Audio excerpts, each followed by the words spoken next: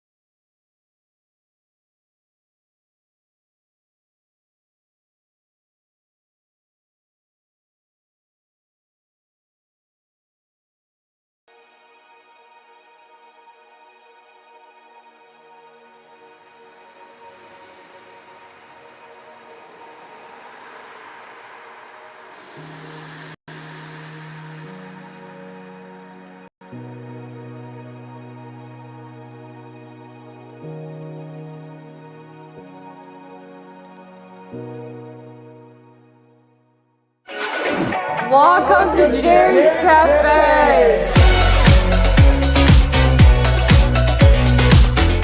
We are a destination cafe and we offer craft food and beverages, meaning we make everything fresh on site when you order. And all of our food and our beverages are prepared and served by adults with intellectual and developmental disabilities. And then lastly, just say the name. Tom? There you go. Enjoy. My favorite part of working at Jerry's Cafe is definitely interacting with friends I've met throughout the years and the espresso machine. My co-founder Amy Philpott and I opened Jerry's Cafe for job opportunities. And a staggering statistic tells us that 80% of adults with disabilities are unemployed. I believe differently, and this is the place where our employees can work and feel proud and contribute and can see that they have value and purpose, and they are given the responsibility that anyone would be given in a job. And we expect nothing less than them to perform at their highest level. So we see great success in every single employee and their independence and their offerings and activities here at Jerry's Cafe.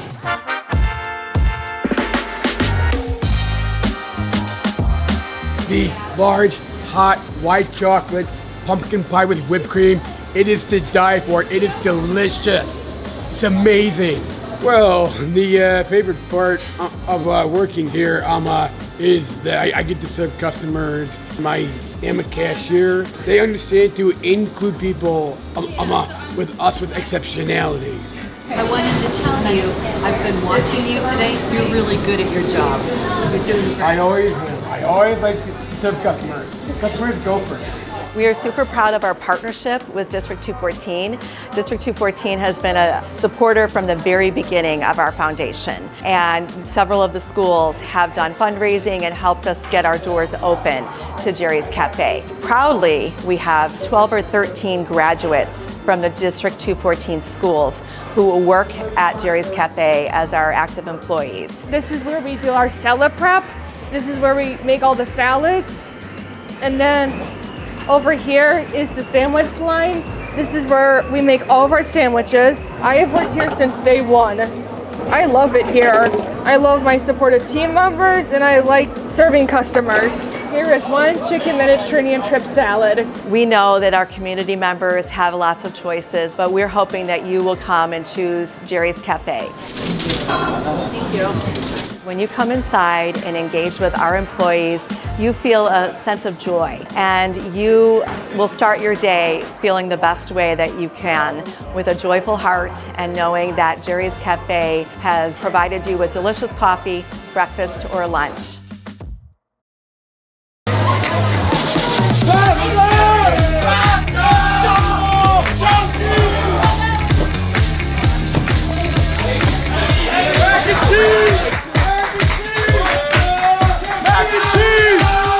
All right, welcome to our 55th year of putting together an incredible community service project through our SOS class here at John Hersey High School.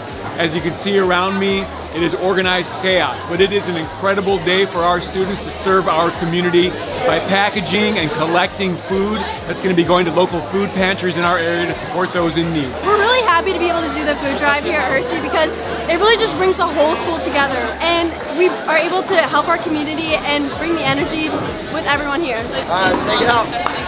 For the past, I would say about 2 months, we've been kind of working together with SOS, Junior Leaders, Baseball, and we've all gathered together. We've done bag and tag with 12 different communities, and we've all come together, and it's really amazing to see the turnout. And then later on, we're going to be visiting 8 local food pantries, and it's really exciting.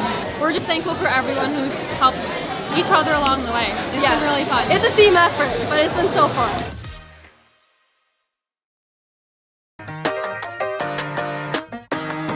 Prospect Marching Knights are heading to D.C. We're in Washington, D.C.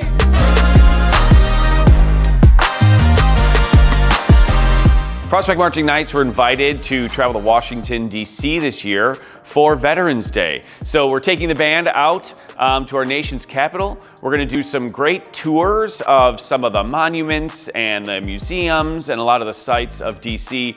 But it all culminates with performances on Veterans Day. So we've been working really hard to prepare, and we're so excited for our students to have this opportunity. Throughout the trip, we had a few opportunities where veterans would actually see our group of students out and about and spoke to our students. So in addition to touring these places, our students were able to actually interact with a number of veterans over the course of the trip, which kind of made everything a little more real and genuine and authentic. So our first day in DC was really impactful and gave our students sort of a big picture overview of the city and some of the history, and really set the stage for our performance day coming up.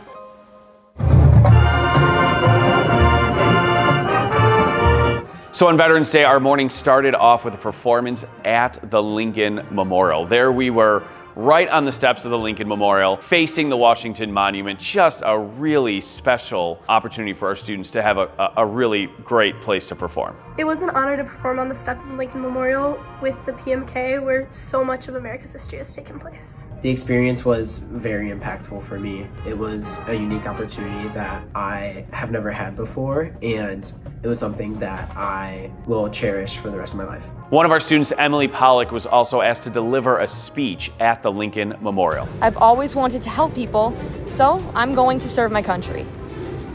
More specifically, I want to become an officer in the military. Her speech was really wonderful and got a really great reception at the event. In fact, after the event was over, I had a number of veterans come track me down to tell me how great her speech was, and actually they wanted to meet her and take pictures with her because they were so moved by what she had to say. My father served in the Navy, and so he instilled in me the value of serving and caring for our veterans and those who serve us. And so being able to thank them today and place medals around their shoulders and welcome them home was really impactful for me as well. United States Air Force. It was an honor to play at the World War II Memorial today. It was such an honor because music is a way to share emotions without using words. Our performances in DC got a lot of really good responses. One of them, a story was told to me by one of our chaperones, that there was literally a Marine veteran who was at a performance at the Iwo Jima Memorial who was literally in tears watching the performance and just expressed to our chaperone how much it meant to him that this group of teenagers from the Chicago area had come out there and was performing. And he was just really moved by it, and I thought that was just a really neat story to hear coming out of the performance. So any trip like this takes a lot of time and energy to put together. I feel really fortunate that our school was very supportive of this endeavor. We had a bunch of parents who traveled with us and did anything they could to make this a great experience for our students. I'm so glad we were able to bring our students to DC. Veterans Day seemed like a perfect time to bring them, and it really just in the end, I think the whole trip turned out really, really great, and I'm so happy we were able to make it happen.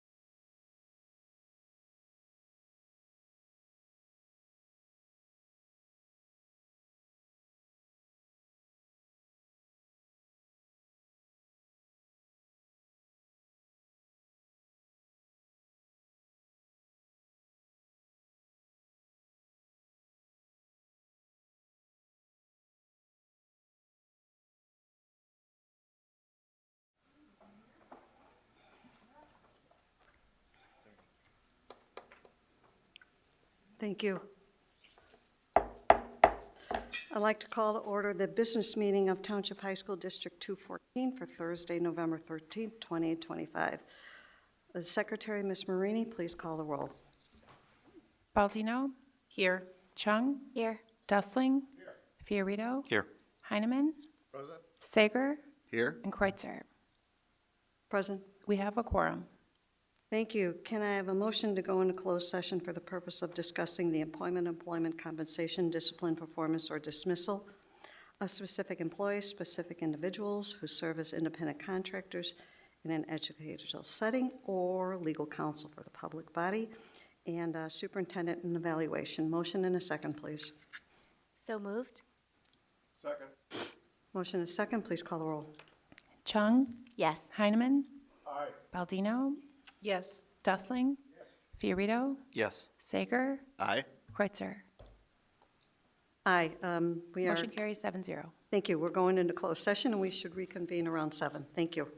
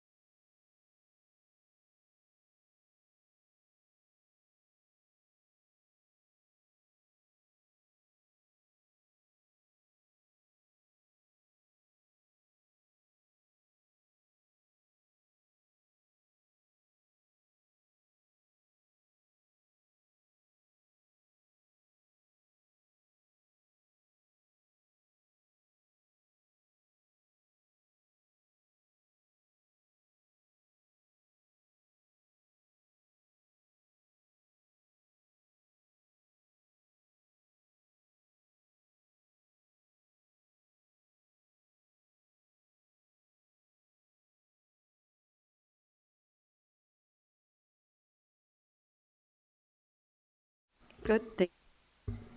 We are back from closed session. And next on the agenda is the Pledge of Allegiance. Dr. Rowe, do you want to give an update All about right, this? actually, yes. I'd like to invite Mr. Wardle to the podium to introduce some of his students from Buffalo Grove.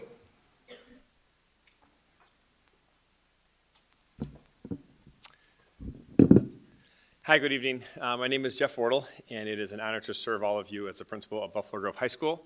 I brought with me a couple of very special people to say the Pledge of Allegiance today and to share a little bit about an opportunity that they had with their ProStart program and WGN. So Ms. Rachel McNamara is a teacher with us who leads our ProStart program, and then Alex and Lainey I got a chance to go down and have some really some cool opportunities down at WGN. And a little bit about these two young people are just amazing. Alex has started a company out of the home recently and kind of getting that kind of going, entrepreneurship going on there. And just talking to Lainey, I did realize she is starting girls wrestling for the very first time as a senior. She's going to jump in and try girls wrestling here. It just started a few days ago. So just amazing kids, but also have a passion for culinary and got to have some really exciting opportunities here. So Ms. McNamara, tell us a little bit about that. Excellent, thank you very much. Good evening, everybody. My name is Rachel McNamara, and I'm the teacher at Buffalo Grove High School for Pro Star program. So why this even came about in the first place was that Mike Putz, he's the executive director of the Wheeling Chamber of Commerce. He reached out to me over at BG asking if any of my Pro Start students would be willing to volunteer at the Wheeling Taste of the Town. As we were communicating with one another about the promotion for this event, how to get the word out, he actually got in contact with somebody at WGN Studios. It was very exciting for us, very nerve-wracking. We all went down to Chicago and actually spent the day on a Monday at WGN and aired live. Alex went on to actually cook live with a chef that came in to BG to work with our students prior to the news segment. His name is Chef Carlos, and he definitely took Alex under his wing to show him how to cook, talk, and show off our program, which was very nice. So Alex and Lainey, do you want to come up and talk about what your experience was like? I mean, yeah, it was pretty cool. He came into the classroom and he taught us how to make a dish, and then we made that same dish on the news, live on air. And at the news studio, we got to visit the audio booths and like all of the people with the screens in front of them with the different videos that are live, and that was really cool. And we got to have some food from the previous segments before us, and it was a pretty cool experience. It was fun. Yeah. Awesome job. So if you would rise. And Lainey is going to lead us in the pledge. Oh, sorry, Dr. President Kreutzer. Did she want to introduce herself? Who is this? Sure, introduce yourself. I'm Delaney Washburn. I'm a senior at Buffalo Grove, and I'm really excited to be here. I pledge allegiance to the flag of the United States of America and to the republic for which it stands, one nation, under God, indivisible, with liberty and justice for all. Thank you. Thank you. Thank you.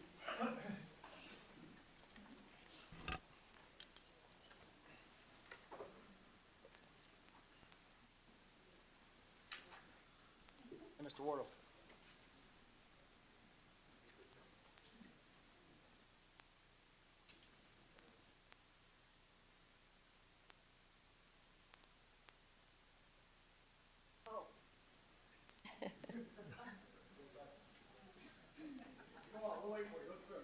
This is how I go in the golf.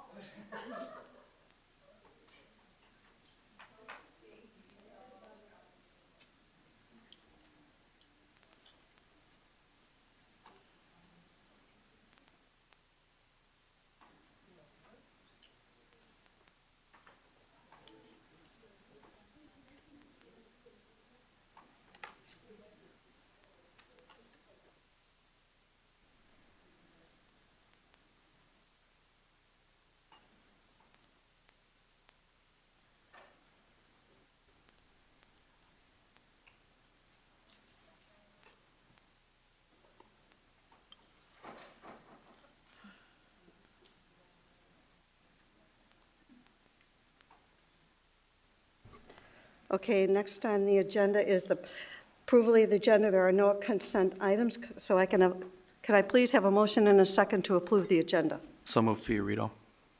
Second, Chung. Call the roll. Fiorito? Yes. Chung? Yes. Baldino? Yes. Dessling? Yes. Heineman? Aye. Sager? Aye. Kreutzer? Aye. Motion carries 7-0. Thank you. Can I have a motion and a second to approve the open and closed meeting minutes from October 9th, 2025, please? So moved. Second, Fiorito. There's been a motion and a second. Please call the roll. Sager? Aye. Fiorito? Yes. Baldino? Abstain. Chung? Yes. Dessling? Yes. Heineman? Aye. Kreutzer? Aye. Motion carries 6-0. Thank you. Next on the agenda is a partner recognition. Mr. Maggi?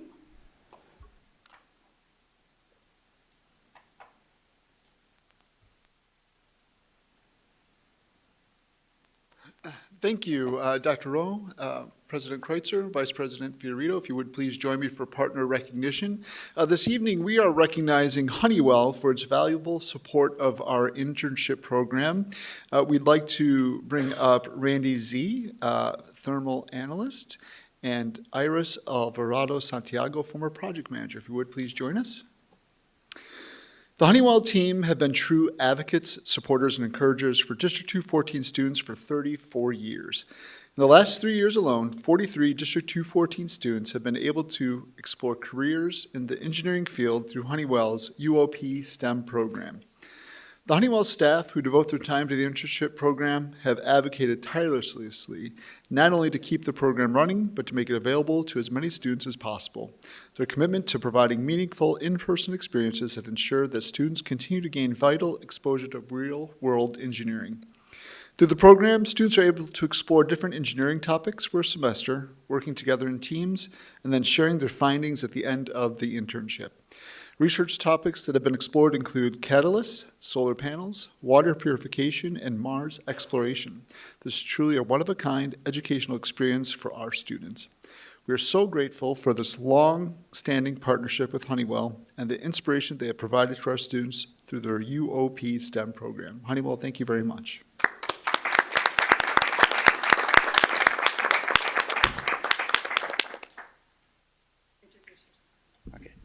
Hi, my name is Randy Z, and as it was mentioned, this is our 34th year doing the program, and from the beginning, our mission's always been to introduce high school students to careers in chemistry and chemical engineering, while getting that hands-on experience in the labs with industry-leading scientists and engineers.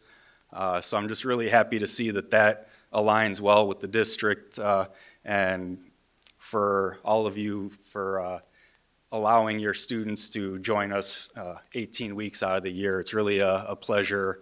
I love doing this. That's why I've been doing it now for about a dozen years. So, yes, thank you very much.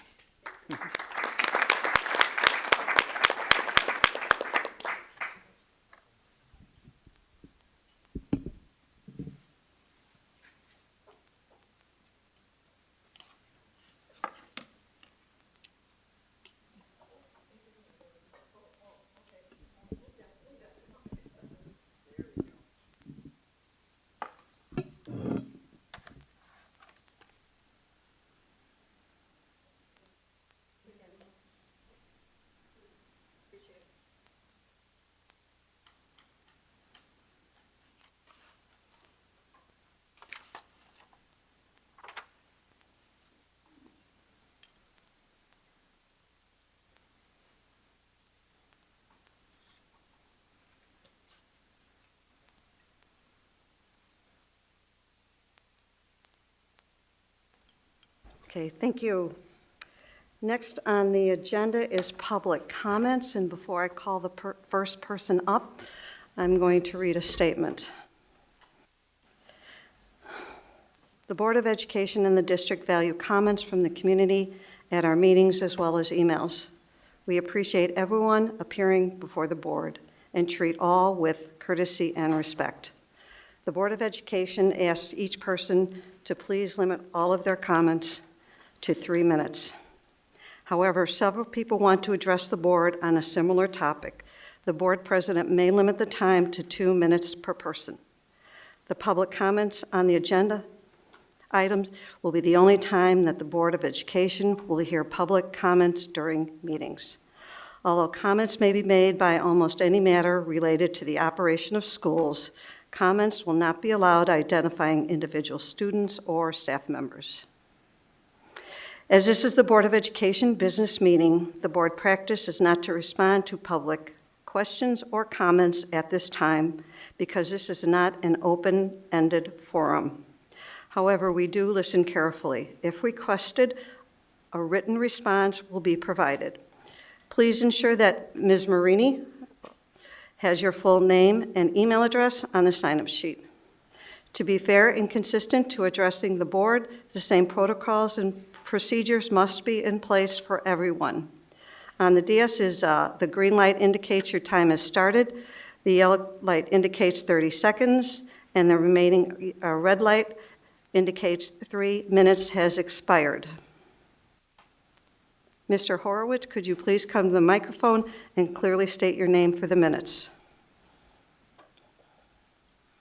President Kritzer, I have a handout to give to everybody. You can give it. Thank you.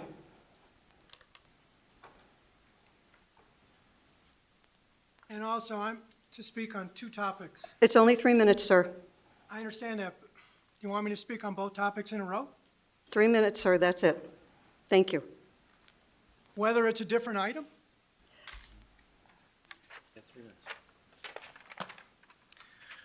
Okay. I'll talk about the tax levy quickly. In the last 5 years, this board has approved over $51 million increase from 2021 to today. According to the financials, this board has anywhere between 180 to 210 million in cash reserves at the end of the fiscal period. I also want to know that the median incomes in Wheeling have gone down 5% in this last 5-year period, and in Buffalo Grove, they've gone down 7% in this last 5-year period. Now we'll go on to the facilities. On the back of that flyer, I passed out my property taxes. I've been a resident of Buffalo Grove for 32 years. My building AV has risen 90% in the last 5 years. I've already been denied by the Cook County Assessor for my latest appeal.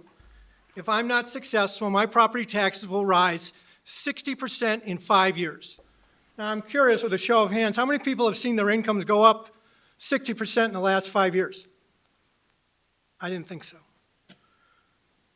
My recommendation to this board regarding this referendum is to use some of the cash reserves that you have at the end of the fiscal period, cut the budget to accommodate other projects in the 10, but please, you're going to hurt people if you put this to a referendum, no matter what the dollar amount is. 912, 850, 400, it won't matter. You're going to hurt people who are already being hurt. Thank you. Thank you.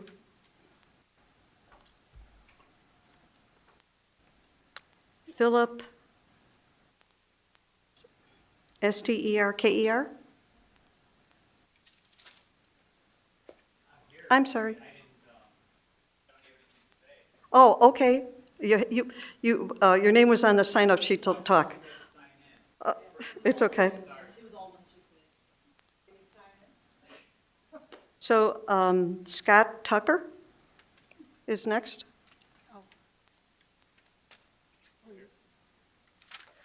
Hi, my name is Lori Taylor. And in Arlington Heights, we have a population of approximately 77,000 people. Of those 77,000 people, 19,000 of it is residents. Currently, Arlington Heights residents attend all six District 214 high schools: Wheeling, Buffalo Grove, Hersey, Prospect Heights, Rolling Meadows, and in the very, very, very far south, Elk Grove. With the exception of the 300 acres that used to be the racetrack, and that's all I'm going to say, I believe Arlington Heights has very little land left yet to be developed for any large projects. This project's budget is spread out over 25 years. Just curious, what are the enrollment figures for each of the schools showing for the last 10 years? Are they expanding or are they declining? How about the future for the next 20 years? We're looking at a budget that's going to go out for 25 years. What's the possibility that a high school may be closed, that we're sitting here on this proposal looking at enhancing it? In the subdivision where I live, we have a lot of people that are aging in place. And those aging-in-place people do not have children. And I can tell from a lot of the area up in the northern section, Buffalo Grove High School's enrollment can't be increasing. There really hasn't been much development up there. It's got to be declining. The reason I'm asking this is knowing that kind of information with the enrollment figures of how they have been for the last 10 years and moving forward will help trying to figure out what is necessary at each one of these 6 schools. I'm afraid, and I've read many articles about it, people are aging in place. They're not planning on moving because of tax reasons. And so the enrollment in these schools are going to decline. So please take a look at that, and please present those kinds of numbers to the people when you're presenting also these kinds of proposals. Thank you. Okay, next on the speaker list is Scott Tucker. Good evening. My name is Scott Tucker. I'm a resident of the district, live in Mount Prospect. One thing that's a little surprising is that a number of the residents here tonight cannot adequately hear tonight's proceedings. Seems to be a violation of the Americans with Disabilities Act. Seems not to be a concern. There's not enough trouble. Can't hear what's going on. Where is the recording from the public meeting that was held on Monday, November 3rd, where almost every resident spoke out in fierce opposition to any future tax hikes? Was the meeting recorded? If it was not recorded, was that on purpose? Why is the meeting not posted on the YouTube channel? Do we have to file a Freedom of Information Act request to get the recording? Why was the second Zoom meeting that was provided to the public not available to folks who, like myself, have fiber optic access at our homes, like very high-speed internet? Why are taxpayers' dollars being used to advocate for a tax hike rather than just simply state the facts of the pros and cons and the wishes, the needs, the desires of the district? The presentation I saw on Monday, the 3rd, was very one-sided. It was our only public meeting, our only opportunity to speak out against tax hikes. It was rushed towards the end of the meeting. Dr. Rowe said that he could only take 1 or 2 more questions, even though it was only 8:15 p.m. That meeting room is our meeting room. It was our only opportunity to speak out against the tax hikes. Trying to cut off residents and not let them ask the tough questions is poor public policy and it's poor public service. That's all I have to say tonight. Thank you. Mary Jacks? Oh, okay, Mary, it's okay. Mary Kazenza? Vickers, yes, hi, Mary.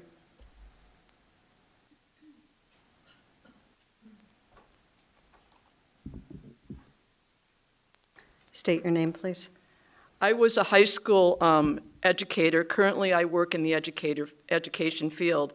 Even though my children are no longer in high school, I really value a good education. It's good for our kids and it's good for our community. I'm here to comment on the possible $850 million improvements that the district has proposed, and I've really tried to educate myself on this matter. My biggest concern is that you did not plan for these improvements. Roof, boilers, AC did not go bad overnight. You should have been putting money aside each fiscal period so that you could make these repairs and replacements out of your budget. What did you do with the money that you could not pay for these regular maintenance items out of our budget? Did you have a comprehensive plan done years ago so you know what is coming due at what time? Can I get a copy of that plan? Can you explain why you did not plan for this and work within the budget? Also, if you're going to ask for that much money, I think you really need to be more specific. You had 10 categories, but I'd like to know in more detail about specifically what you would like to do. For example, do you need to replace all the boilers? Can we stagger when they get replaced? I don't think we should also have a facelift on some of our school entranceways, no matter how dark or original they are, and then come to us to fix the heating, AC, and plumbing. An $850 million bond is really a big ask of the taxpayers. Do you have any other bonds outstanding? How much are they for and when do they come due? Have you ever gone for referendum before? If so, when? My taxes will go up because the assessed valuation on my home has gone up, as has most of our homes. The district will already be getting more tax money from us.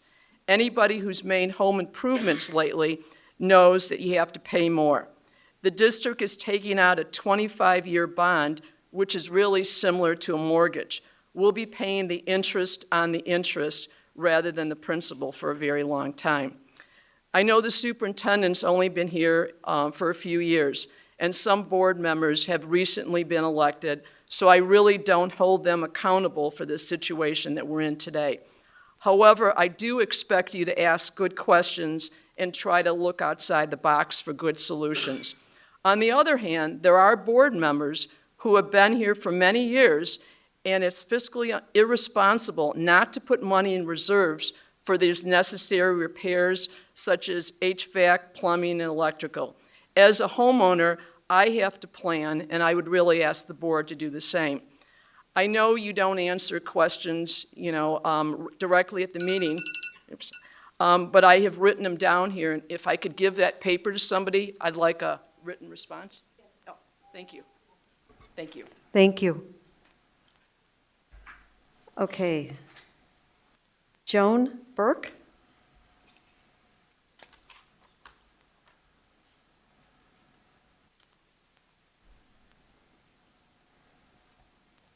Joan Burke. The Board of Education Policy Manual in Section 2 states one of the board's duties is controlling and maintaining adequate physical facilities and holds the superintendent responsible to carry out those board policies.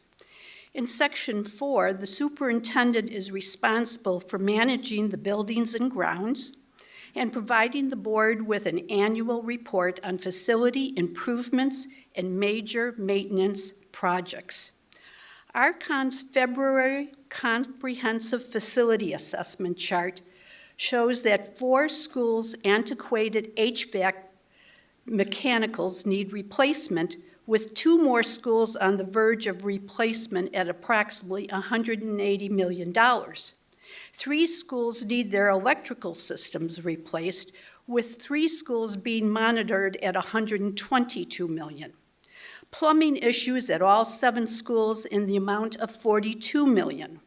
Roof, window, door, and foundation issues at 6 schools for $108 million.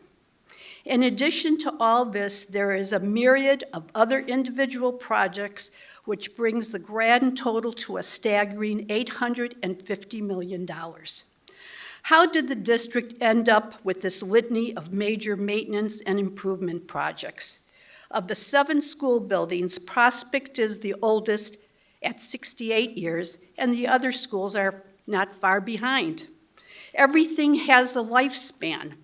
Didn't the district have a long-range plan to prioritize replacement of building systems at a given age? Did the past board members fail to satisfy controlling and managing the buildings and grounds? Did the past superintendents fail to prepare for a yearly report on the improvements and the major projects that were needed? The board is the steward of our tax dollars. Illinois property tax is the 2nd highest in the nation, and the request for more tax dollars is asking a lot during these tough economic times. Please tread carefully. Thank you. Thank you. Steve Chase?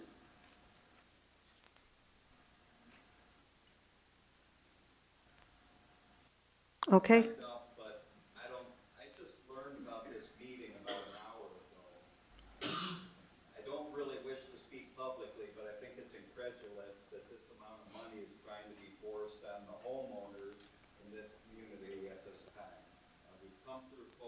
Steve, would you please come to the microphone? It's been very difficult for a lot of homeowners to try and get through, and this population is aging. Who are these students? How many students? I'm very impressed by how some of these people are very delved into facts and very factual presentations here tonight.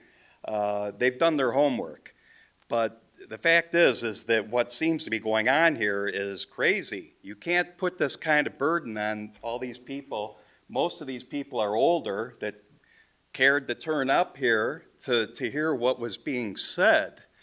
And who are the students attending these schools? I went to District 214 High School. I always felt I had a great education. I went on to college and upper graduate school, and I never felt like I got a bad education, and that's important. But who are the people attending these schools at this time, and are they actually paying their fair share of the burden of the taxes? Are they apartment dwellers? If so, you need to find out a way to tax them accordingly. You can't be giving a lot of students free rein, freebies to attend school, even the public school. So again, I just found out about this meeting, but there has to be a weight somehow those who are actually utilizing the services of the school today are paying at least the majority of the burden. And this burden that you seem to be wanting to impose on the taxpayers now it just seems too excessive to be reasonable. And there has to be another way in the system to try and find out how to address these budget shortcomings and not just stick it on the aging population who may or may not have anything to do with the school districts anymore, putting students through. And I don't see too many people that look like younger parents where they may have kids in the District 214 High School, and we can't get any feedback from them maybe tonight, but things need to change. This seems to be too much money to burden those who have paid into the system and who continue to pay into the system. And where are the parents of the kids who are in the system right now, and are they paying their fair share? Thank you. Thank you.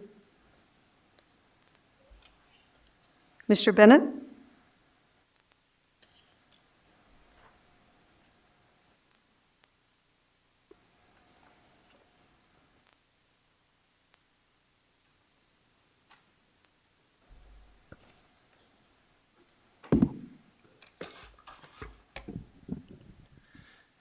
Hello, Superintendent Rowe, board, staff, and community. I'm Lee Bennett, a persistently curious area resident. Given boys' interest in volleyball, why do they have far fewer interscholastic opportunities than other sports? Like all questions posed during public comments, you're not expected to answer tonight. Instead, the superintendent will typically have an appropriate administrator or other staff member follow up in order to provide an appropriate response in an effective and efficient manner. This is my 5th month of asking a form of this question. My only response from District 214 has been a single, short email which did not directly address the question. Is FOIA the only process by which the district is willing to respond? I understand this type of decision is delegated to the Mid-Suburban League Athletic Conference, which doesn't open its meetings for public comment. The school districts are ultimately responsible for these decisions, so I would appreciate your assistance connecting me with the MSL decision maker or makers. I look here because the current leader of the MSL conference is a District 214 employee. Adding a 4th boys volleyball team is not merely my kooky ideal.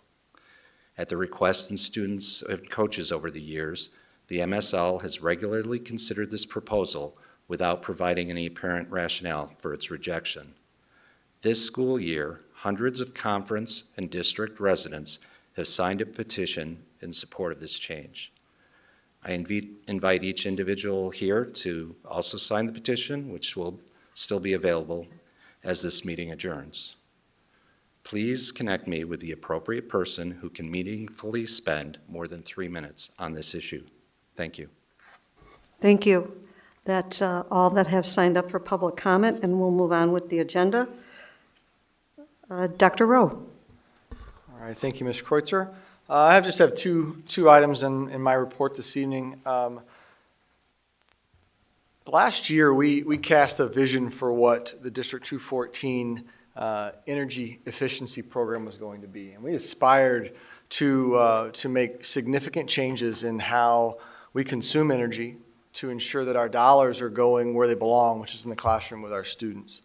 And our Director of Operations, Annetta Mistak, has taken that charge and run with it. And I just wanted to share an update of a recognition that the district has received this week. District 214 will be the first district in Illinois to receive the Department of Energy 50,001 Ready program designation. What this program will mean is we have implemented a structured, data-driven energy management system aligned with national best practices for continuous improvement. Through the program, the district will systematically identify, prioritize, and sustain energy-saving opportunities across all of our facilities, reducing operating costs and freeing up resources to go where they belong. District staff gain hands-on experience in energy tracking, performance analysis that will help provide information that we can share with the public on an annual basis of how much we're saving and to show the trajectory that we're on. I just wanted to announce that publicly, as I'm very proud of Ms. Mistak and her team and the direction that they're taking our energy efficiency efforts. We have a long way to go with older buildings, as we've heard this evening. Replacing our lights to be LED is a first step, but with air conditioning system changes comes fewer dollars that go into running them and better control of our buildings that will allow us to ensure those dollars remain with our students in the classrooms where we want them. And then finally, my second update is next Saturday starts Board Member Appreciation Week. And I just wanted to express my gratitude to the 7 volunteers for the time, energy, and dedication that you provide our school district. I'm grateful for the partnership on this team and witnessing your commitment to our community and the love and care that you show our students and staff, all the events that you support with your time and energy, and then support from this table. I just wanted to echo their gratitude through me and share my appreciation. But I'm not the only one that wants to say thank you. So I want to share a little thank you tribute from some of our students that you helped pave the way for their experience. Today, our Board of Education helps shape opportunities that make a difference in students' lives. Across every school in District 214, your commitment to our students inspires innovation, creativity, and growth. Our students wanted to share their gratitude in their own words. Thanks for keeping our spirits high. Thank you for supporting every student's journey. Thanks for fueling our curiosity. Thanks for helping us hit all the right notes. Nikita says thank you for helping us share our stories. Thanks for giving us the recipe for success. Thanks for helping us build our future. On behalf of our entire district, thank you for helping every student in District 214 find their path, their passion, and discover their future. All right, that is all I have. But again, thank you all for your time and energy and commitment to District 214. You're greatly appreciated. Yeah, really cute. Okay, next on the agenda is board member updates. Mr. Dustling, would you like to start? Yes, I do have a couple. It's been a busy time. 2 things I attended this last week, and I know other board members were there. There were Veterans Day ceremonies at Elk Grove and John Hersey High School. At Hersey, they had a 100-year-old veteran from World War II, Emil Hirsch. I had an opportunity to spend some time with him in interviewing him. I asked him one question when I interviewed him at his home. How did you get in the Army? That went on for an hour and a half. He remembered first and last names of the people he served with. He remembered wherever he was. It was truly an amazing experience. I also attended 2 district honors functions, the orchestra up at Buffalo Grove, where they played the Anton Dvorak's symphony from the New World, which is 45 minutes long, if you can believe. And it went on solid 45 minutes, great music. The other one was the district orchestra's artists in residence at Prospect High School back in the middle of October, which was great. All the schools were there with their orchestras.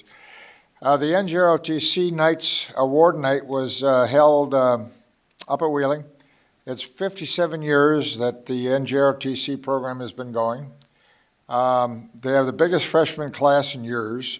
For 20 years in a row, they've been a distinguished unit, which allows them to recommend students from military academies, and they have 12 academy recommendations they can make. The other things were I attended 2 plays at Elk Grove High School was Urinetown. That was interesting. And then at Wheeling last night was called Ride the Cyclone. And that's on this weekend. And if you have a chance to go see that, that would be great. Welcomed 3 sets of students from France, Spain, and Italy to Prospect High School, and that's always an enjoyable situation. Thank you very much. Okay, Dr. Sager? I have to follow Bill. Okay, so I attended the Elk Grove High School Craft Fair, which was in its 40-something year.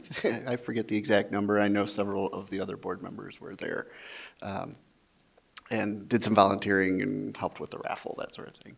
I also attended Urinetown, the musical.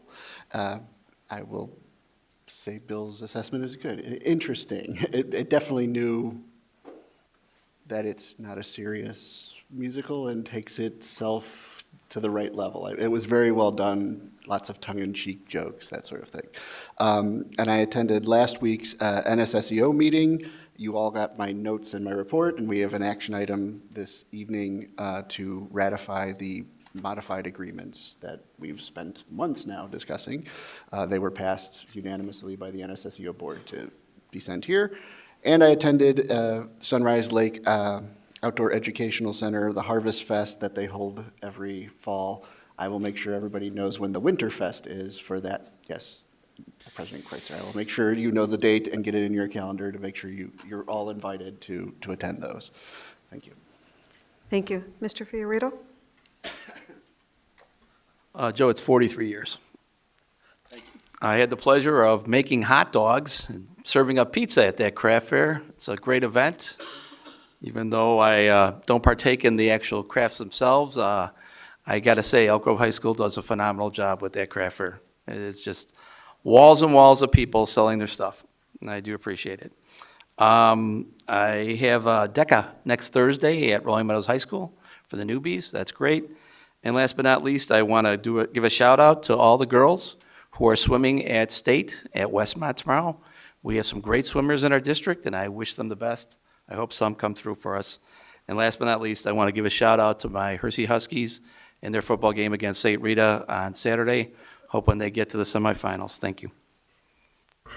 Dr. Chung?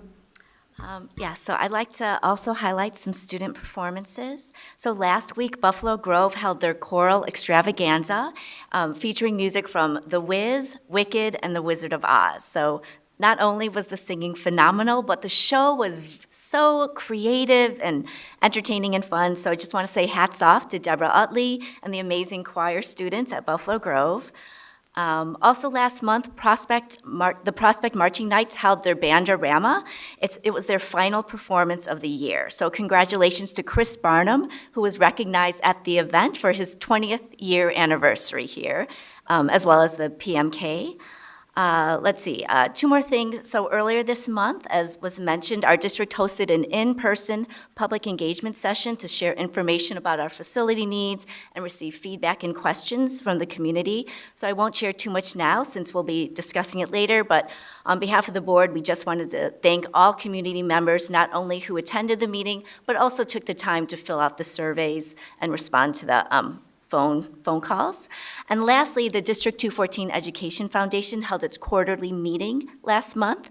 Vice President Fiorito was there as well. I want to share 2 things. First, they welcomed their newest member, Bob Murphy. So Bob is a business teacher at Hersey. He previously worked at Elk Grove High School, and he graduated from Rolling Meadows. So he's very well connected.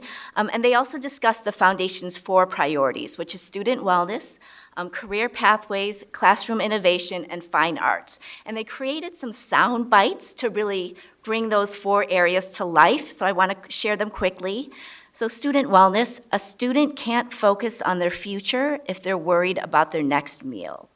For career pathways, talent is everywhere, but opportunity is not. Classroom innovation, students tune out when learning feels disconnected, so the foundation helps teachers spark curiosity and agency. And for fine arts, I'm actually going to quote Dr. Lopez. He said this at the meeting. He said, "This is a fine arts district, and fine arts is what makes us human." Thanks. Thank you. Okay. Did you want to add something? Okay. Okay, so now we have department reports. These are not action items, these are just information items.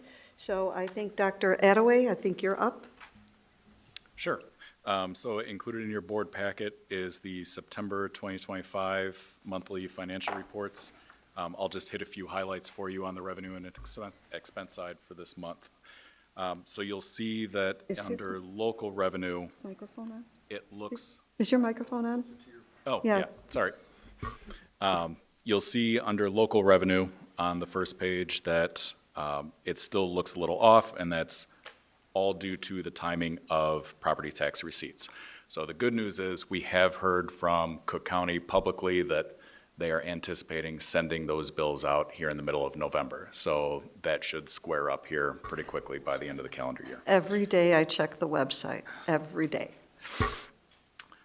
Federal revenue, you'll also notice, looks a little bit off from previous years, and there are two primary reasons for that. Number one is last year was the last of the COVID relief funds, so that is off of our budget. And then federal grants are reimbursements, so we'll receive the revenue after we actually spend the money, so that's primarily due to timing of spending the federal revenue, the federal money. On the expense side, personnel expenses are on track with budget and in line with previous years. And then if you look at purchase services and supplies and materials, you'll notice that there have been a few fluctuations over the previous couple years. And that really truly is all due to timing of expenses. So last year we paid an extra month's invoice on several items by September, which is why there was a spike in purchase services. So there's nothing that we are concerned about in either of those areas right now, just because it all comes down to timing. And then on the final page, which is the fund balance overview, our fund balance looks low, very similar to what I mentioned last month, primarily due to the timing of the property tax receipts. So we're anticipating that once we receive that additional revenue in December, that those levels will come back up in line with the previous year. Board members, questions for Dr. Attaway? Okay, thank you. Dr. Rowe. All right, thank you. So I'd like to welcome Mr. Corbett to the podium. Colin Corbett from E.O. Sullivan, as you know, is our partner, is helping us navigate the facilities and community engagement process. So we have just completed phase 2. I know Colin will go over the detail, but before, I'm going to take some of his thunder and just express my own gratitude for the engagement that we saw from our community, whether it be, we had over 110, 115 people on each of the Zoom, and then we had about 75 people in person at Rolling Meadows High School last week. Almost 600 people took the phone survey, and then we had over 1,700 people take the online survey. E.O. Sullivan has continually raved about the level of community engagement, and you know, as Dr. Chung said, I'm really incredibly grateful for that, because we had to get a greater swath for the feedback to help plan our path forward. And as I know he will say, I want to echo again, we are listening, and the feedback really, really matters, which is why there's not an action item on the agenda for you tonight. We are not committing to a referendum. We are engaged in a conversation with the community for feedback so we can shape our path forward and address the needs of our buildings. So, Mr. Corbett, welcome, and we'll turn it over to you. Thank you, Dr. Rowe. First, I want to say thank you to you, your team, and of course the board for having us out, and especially say thank you for your trust in us to run this engagement process. We understand how important this is for you all as you make decisions about the future of the district.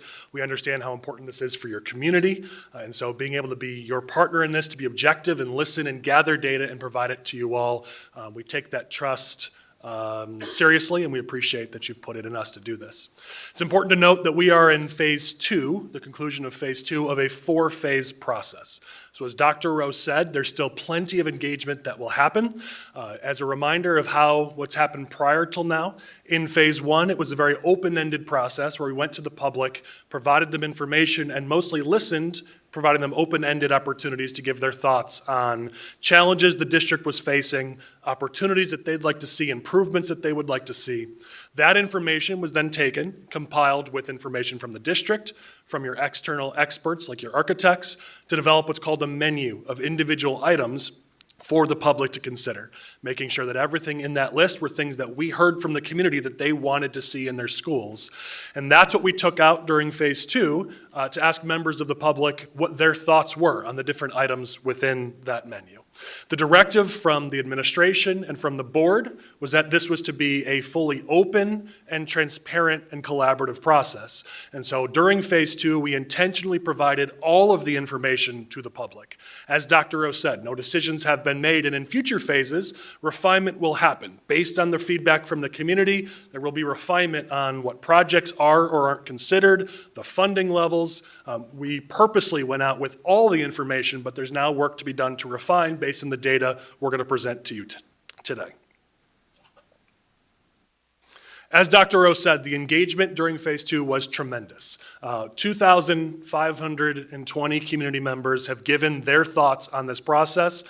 That's want to give praise to your community. That's one of the highest we have seen, and it's a tremendous sign because the whole goal here is to get to every member of the community and make sure that they have an opportunity to participate. So whether it was the phone survey, reaching out to people all throughout the whole week, giving the public a number they could call into if they wanted to participate, the engagement sessions at different times, different days of the week, virtual or in person. Everything was provided in multiple languages. The website was available for an extended period of time for people to go on and give their thoughts. This was intentionally very open so that any member of the public who wished to give their thoughts could do so. And as you see, a significant number of people have done that, and we have a lot of data to present you today because of that. As you see on screen, we conducted 3 public engagement sessions, 2 community committee meetings, 2 online surveys, and a scientific phone survey, all of which the data will be presenting you today. As a reminder of the 3 ways we gather data, just as we start to go through this, it's helpful for you all as a reminder or for anyone who may not have heard this before. The 3 ways that we gather data through this process. The first is intuitive. It's called intuitive data. The idea is as people don't have as much information initially, we want to get their thoughts on at least what they know now. How do they feel about these different projects? The best way to do that is through the scientific phone survey, which was conducted as part of this process. The second way we gather data is the informed group, your community committee. These are people who sit through several hours of meetings, get a chance to ask a lot of questions. They're representative of every group in the community. We had a large room full of people from seniors, taxpayers without any children in the schools, parents, teachers, business leaders, community leaders, a lot of representatives of different community groups here to give their thoughts. And I want to give praise to the district that many school districts will fill that room full of people who all will say yes to this. But credit to the district, they made sure there were people in the room who came in and said, listen, I'm a no, but I'm here to listen. So it truly was a full discussion with members of the community from all ranges of opinions on this process. The final way we gather data is to gather passionate feedback from members of the public. If they take time to get on a Zoom or come out to an engagement session or go on the website, that's showing they feel very strongly and they want to make sure their opinion is heard. And so that's what we call the public engagement responses. So as I go through this data, you'll hear those 3. The phone survey or general public, the community committee, and the public engagement responses. We're going to show you that data in those 3 groups. So the first thing I'm going to do is just explain to you the data and show it to you and give you an idea of how to read the data. And then we're going to go through what all of it means. So I've got a lot of slides to give you the full feedback, but when we review the data, we want to make sure we're reviewing all of it from the entire community. But first, I want to make sure you're able to follow everything that you've got in front of you, everything we've submitted to the district, and then of course we'll give all the details to everyone at the second half of the presentation. So first, you'll see a sample of the feedback form on screen. This is the form that was provided to members of the community committee and to people in the public, whether it was in the engagement sessions or on the website. They see all the details, of course, too small here to read, but they had all the details in front of them when they responded. And you see 29 members of the community committee gave their feedback, and over 1,700 members of the public gave their feedback using the feedback form. When you're looking at that data, you'll see on screen a summary of what we heard back from those two groups. Again, remember, community committee, that's your committee of individuals that represent all the various groups in the community, and then public engagement. That's everyone who either came to an engagement session or put in their feedback through the website. The first section of the menu that we asked them to give feedback on are the individual projects. And so what you see on screen is the ranking from those two groups. On the left, the community committee. On the right, from members of the public through engagement. You'll see there the lower number indicates that it was a higher priority. When we say, what's your number one priority, that would be first. What's your 10th priority, that's lowest. So you can see on screen, up towards the green side of the arrow is their top priorities. Towards the red at the bottom, that's their lower priorities. And you can see on the community committee, again, I'll go through all the data later, but just some highlights for a second. From the community committee, their top three were infrastructure, mechanicals, and safety and security and accessibility. You see from the public in their engagement, it was very similar, just a slightly different order. First was safety, security, and accessibility, then infrastructure, then mechanicals. If we look at the bottom of this list, it's a similar situation where there's similar projects, just maybe in a different order. The bottom projects for the community committee were pools and main entrances. You see from the public engagement sessions, you see a number of items are grouped, but towards the bottom they're pools, athletic facilities, and again, main entrances. We will analyze what all this means very shortly. The next section of the engagement was to ask people how they felt about a range of funding levels. Not only were the total dollar amounts given, but so was the tax impact for the average district household as we tested these items. As you'll see from the community committee, their top choice was the medium funding level, then the low, then the high. If you look to the public engagement responses, their top choice was the low funding level, then medium, then no additional funding, and then the high. Again, I will explain what all this means very soon. I just want to give you the data first. Again, as I mentioned, we also conducted a scientific phone survey. This is modeled and weighted by data experts to make sure it accurately reflects your community. And so it covers for anything where maybe more people in one group responded and fewer people in another group responded. They do their work to weight the data so that what we're able to show you is an accurate snapshot of your community. And I'll show you how to read that. I'll give you all the data shortly, so I know it's small on screen. I will be giving this data in a second. I just first want to explain how to read this if you're looking at this sheet from our submission. First, on the left-hand side, you see the demographics. That shows you how the demographics match the demographics of your community in District 214, which shows we've got an accurate snapshot of the community. In that next column, we test how they're connected to the district. We also test their favorability towards the schools and which which high school boundaries they are in to make sure we're getting responses from every corner of the district and every school's residents are represented in this survey. On the right-hand side is the bulk of the data. You'll see in that top section is the individual projects. From left to right, you see the favorability, and then on the right-hand side, you see how those projects were ranked. As a reminder, we asked those questions twice on purpose. We first ask, do you support or oppose this project? But then we say, please rank the projects in order. The reason we do it that way is when you rank projects, oftentimes it introduces scarcity. It's a tougher choice. If we say, would you like to see infrastructure or safety or mechanicals? You might say yes to all of those. Then we say, okay, now rank them for us and tell us what order you might put them in. That's why that ranking is so important. Same thing below that for the funding levels. You see the same idea, the support and oppose, and then the rankings. Again, I will give all this data next. I'm just explaining how to read it if you're looking at the data yourself. So with that, let me go through now what we saw, what we learned, and what it all means. The first question we asked in the phone survey was the district's favorability. We asked, do you have a favorable or unfavorable opinion of your school district? We ask this in every district that we work with, every unit of government that we work with, because it's important to note how the community feels about the unit of government, about your school district. What we learned is that 85% of respondents, of members of your community, rate your district favorably. Only 9% rate your district unfavorably. That results in a net rating of plus 76%, just sure you quickly did that math, so you get what net means, but let me just quickly explain. When you're calculating a net, you take the positive responses, subtract the negative responses. The result is your net rating. So for you all as a district, your net favorability is plus 76%. Let me give you context, because that doesn't mean much if you don't know maybe how other districts have fared with that question. We've asked this question now in, I would say at this point, almost 100 districts throughout the state of Illinois, and plus 76 is among the top districts that we have tested in the whole state. So this is a sign of the favorability your community feels towards the district, the work you all have done, and so it's certainly a high mark of praise for you all, and you should be proud of the number that you see here. Next is the individual projects section. This is where we ask the public, of the projects under consideration, which do you consider to be most important and which do you consider to be least important? We do this separately in this phase. We'll bring it all together in the next phase, but in this phase, we purposely do this separately from the funding levels, because what we want to know from the community is that if you don't have enough money to do everything that we've talked about in this survey and in this process, then what would they like to see done? What would they put at the top of the list? And maybe what would they like to see cut? So that's why we test these separately. Even still, with these individual projects, we gave the total dollar amount with the project. So we didn't just say, would you like to see safer schools?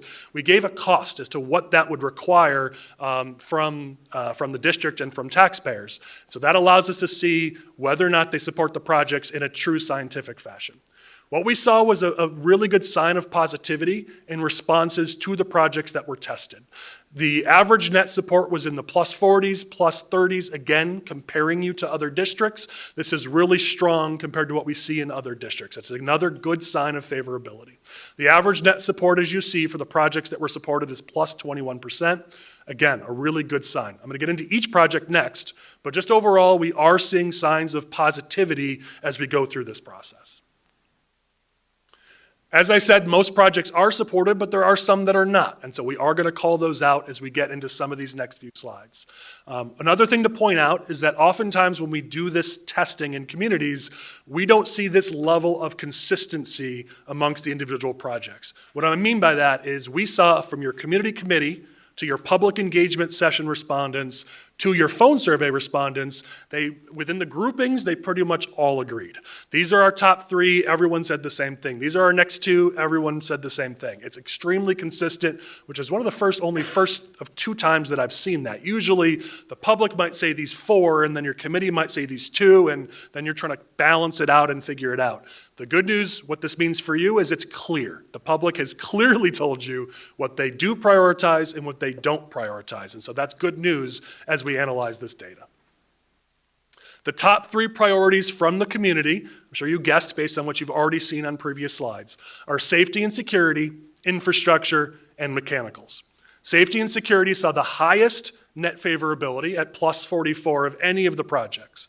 It was also the top priority from the general public in the phone survey and in those who gave feedback at engagement sessions and on the website. Your community committee put it in 3rd, and this carried across all demographics. I'm not always going to call out the individual demographics, but just so you know, we dive into these results, not just at the high level, but we look at the demographic breakdowns, because it's important that every member of your community is represented. So we don't just look at the full results, we break that data down by age, by gender, by where they live throughout the district, by their ideology, making sure that everybody here is represented in these responses. We also make sure that not just parents are represented, but also those who don't have children in the schools and those who previously had children in the schools. And so when there is something that stands out in the demographic responses, we will call it out in this presentation. Second of these top 3 would be infrastructure. It had the 3rd highest net favorability at plus 30, which is strong. It was also the top priority for the community committee. It came in 2nd with the general public, and it was in the top 3 for every demographic as we dove deep into the data. Mechanicals rounds out your top 3. It had strong net favorability at plus 21. Your community committee put it at 2nd. The general public had it in 3rd. And so all throughout you see it's pretty consistent, just slightly different orders between those, what the 3 top projects and priorities are for your public. Next, the next 2 in 4th and 5th we saw were STEAM spaces and classrooms. The community's feelings towards both of these were so close that I have to say they are essentially tied. We list them in an order here of fourth and fifth, but please just consider them tied because the public was incredibly close in their feelings towards both of these. STEAM, as you'll see, was second highest net favorability, came in fourth with the community committee, was fifth with the general public. We mentioned that it was high priority for all demographics, but there were a few that specifically put this a little higher, so we do call that out. Seniors, females, and white respondents did say that this was higher priority for them, so we do make sure to note that. Classrooms also had solid net favorability at plus 15%. It was fourth in priority for the general public and fifth for the community committee. Just like STEAM, this was high priority for all demographics, but there were a few that were a little higher than the others, so we call those out here. Young residents, middle-aged residents, males, and Hispanic and Black respondents had this a little bit higher in their priority level. So that would be your fourth and fifth highest priority projects in the list. What we saw next were these next two categories: student support areas, cafeterias, and kitchens, and then athletic facilities. Again, just like the last group, this is that consistency we were talking about. I would consider these also tied. The community's feelings were very close on both of these. For student support areas, cafeterias, and kitchens, it had somewhat positive net favorability at +9, and it was a moderate priority for all demographics, though a little bit higher for younger residents and Hispanic respondents. Athletic facilities was also somewhat positive net favorability at +1, but you see that's pretty close there to break even. Again, a moderate priority for all demographics, but a little bit higher for middle-aged residents, seniors, males, and Black and Asian respondents. The lowest three, in terms of the projects, you'll see on screen here: innovative spaces, pools, and main entrances. All three had negative net favorability, which is important to point out, and they were the lowest priority items to the general public. Innovative spaces, consider that an eighth. It had negative 1% net favorability. It was the seventh priority for those who came to public engagement sessions or on the website, but it dropped to eighth with the community committee and 10th for those who responded to the phone survey. Pools had negative 12% favorability in the net. It was eighth for the general public and 9th for the community committee. Finally and last was main entrances at negative 19%. It was the 9th priority for phone survey respondents, 10th for the community committee, and for those who came to a public engagement session or went on the website. At the end, we're going to explain what all this means because I know I'm giving you a lot of data, but we want to make sure transparently for you and for anyone else who's watching and listening, we give all the data so everyone has it. The next section is the funding levels. This is where we tested 3 different funding levels for the public to consider at different tax impacts and different total dollar amounts. What we saw was first, significant signs of favorability again in this section. 73% of the public chose at least one of those funding levels as favorable. Only 23% chose no additional funding whatsoever. So again, comparing this to what we've seen in other districts at this phase, you all are right in line with what we've seen from other districts in terms of the breakdown of those numbers. That said, of course, people had strong feelings about which funding levels they did or didn't like, which we're going to share next. First thing we saw, just looking overall at the data, is that the overall range of what was tested was too high for the community. This was expected because we had to go with the full amount at first, and then we're going to refine based on community feedback. And as expected, you see, as we show you this data, some of that feedback as you get to the higher dollar amounts comes back negative, and we're going to show you that shortly. We talk about how opposition rises significantly for that high funding level, and so that will be taken into account as we move to the next phase of this process. What we saw is that the low funding level in phase 2 received the most support. This had plus 23% favorability, which is solid, and it was the top choice for the general public. It drops down to second with the community committee. Following that is the medium funding level. This was the community committee's top choice, but it had slightly negative net favorability at negative 6%, and it does drop to second with the general public. Again, we'll explain what all this means shortly. Coming in last was the high funding level. It had strong negative net favorability at negative 38%, and it was the last choice for all community members. It's notable to point out here that with the community committee, that's often a group that will favor a higher cost funding level. When we look at some of our other districts that we work with, we did not see that here. Even your community committee ranked this level as third, so that's notable, and we want to point that out. So what does all of this mean? Let me go through all the data and of course open it up to questions, and I can fill in some of the gaps that we may have missed. What we first saw was that overall you have a high level of engagement, and it was strongly positive throughout the process. Certainly, people have certain feelings towards projects they like or don't, and towards funding levels they like or don't, and that's great. That's why we do this. That's why we go through this process. But overall, with this very engaged community, it was a very favorable and positive process, which we appreciate and certainly is a mark of appreciation for the open way that this has been conducted. That said, they have brought forward some key questions that I know you all are aware of, certainly questions we're going to have to answer as we move forward. First, what's led to these challenges? Why is that overall number so high? I know we've talked about that previously. We will certainly have to continue to talk about that.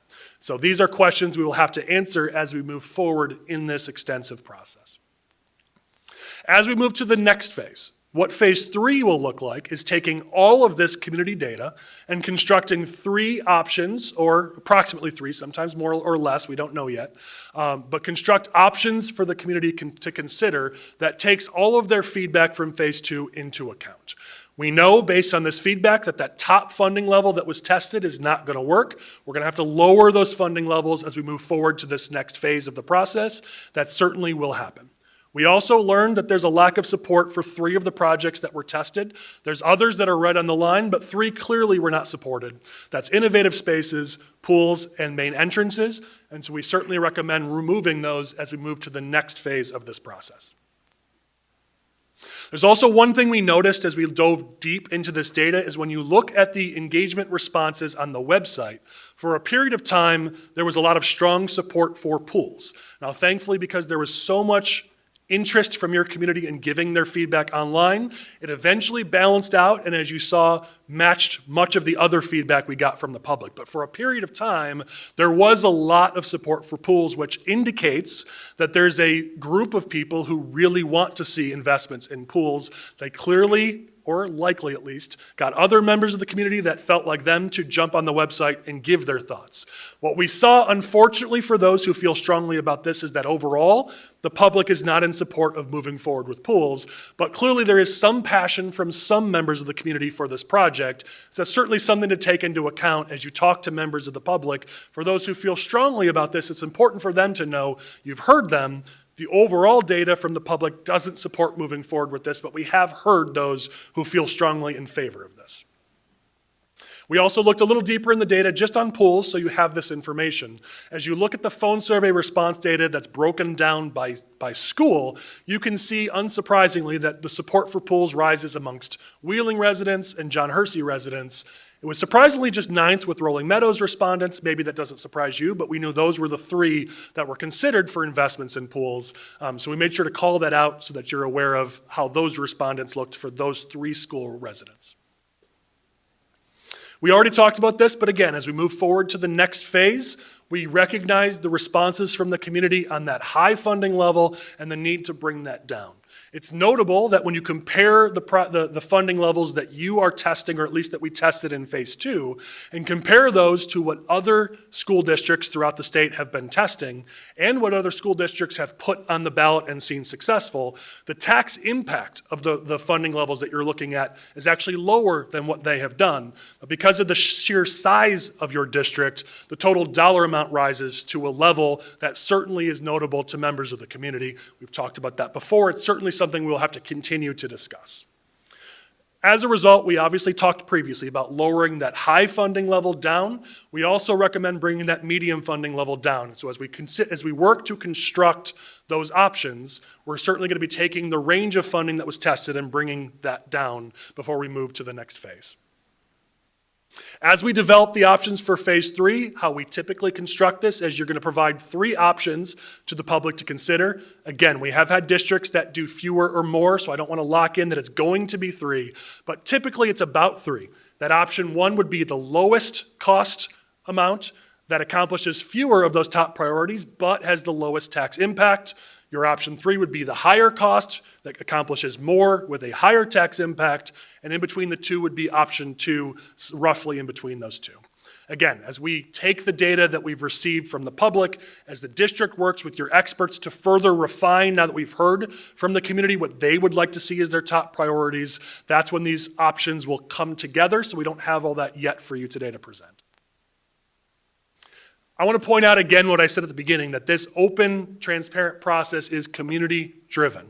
We purposely in Phase 2 go out with a lot of information, a very large range of funding possibilities, because we don't want to assume anything from the community. We've done this process in dozens of school districts, let alone other units of government, and we have had districts where they actually want more than what was put out. We have had districts that want less than what was put out. And so we've learned to give a large range so that we can truly listen to the public and make sure that we're taking their feedback into account. As we move forward into Phase 3, we will refine now into much smaller of a range. Now that we've had a chance to hear from the community where they're most comfortable and where they're less comfortable when it comes to projects, costs, and funding levels. But I applaud you as a district for approaching this in this open, transparent way, because ultimately, we can attest to the fact that you are listening to the feedback that was provided. We have certainly worked with districts where they've said, hey, we'd like to end up over here, or we'd like to see this. I can say publicly that Dr. Rowe and your team have never once said that with us. They truly just want to hear from the community, and so that's why we're proud to give you that data, and then obviously we'll take that into account as we go into the next phase of this process. Finally, as we look at the timeline of this, should you wish to move forward quickly, the next election that you could do a referendum is the March 17th election. That would require a board vote fairly quickly in December in order to make that happen. The community has shown, based on looking at the data, we've seen that if you move forward with a plan that takes their feedback into account, you could move as quickly as the March 17th election if you would choose. That said, we did see some key questions from the community that it would make sense to engage them and answer. And so should you choose to do that, you could slow down this process, not move it that quickly, and we would complete a longer Phase 3. Should you choose to do that, the March 17th election would not be possible, but you could look to the next election, which is November 7th of 2026. So that's just to give you a timeline of this. Of course, we'll follow your direction on how quickly or how slowly you'd like to move to the next phase of this process. With that, Dr. Rowe, I'll open it up if we're allowing questions. All right, thank you. I think I just wanted to appreciate the detail that you brought to us this evening, and just to highlight that, the feedback that I heard loud and clear was community members wanting some specificity to the most critical need. And so I've already charged our team with breaking that down for some specific critical needed projects, both in the mechanical and the infrastructure area by school. So that way, when we go out to Phase 3, we can paint a very clear picture of what these potential funding levels would actually get and what items we would be addressing based on critical need. We already were aligned to doing that, but the Phase 3 is the opportunity to do that. So I just wanted to preview that we are headed in that direction. And I appreciate people's patience in allowing the process to play out. So, board members, please. Mr. Fiorito. Colin, I have a couple questions and one comment. First question I have for you is, I know you were excited about the 2,500 residents that you had that provided an opinion on this, but that is less than 1% of our residents.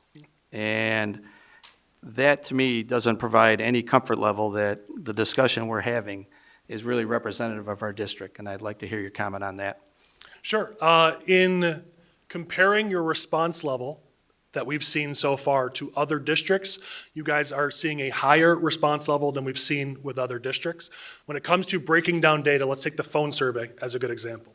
When we look at over 500 respondents to a phone survey, that's a solid community sample that expert pollsters will use to test much larger geographical areas than this.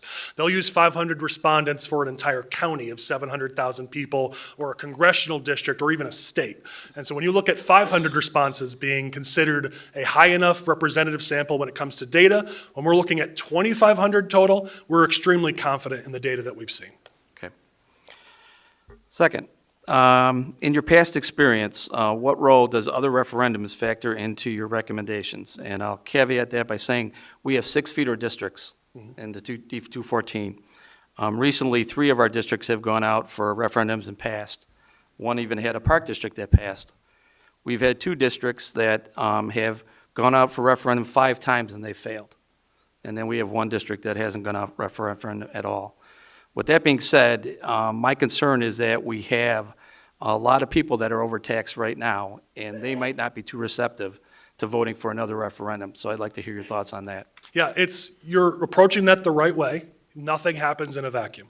The good news is when we gather this data, we are asking people their opinions while they also already have that same context that you did. We're asking people who are now dealing with the results of those previous referendums that live in those communities, and they've given us their thoughts on whether or not they support your referendum or your final project if you choose to make it a referendum.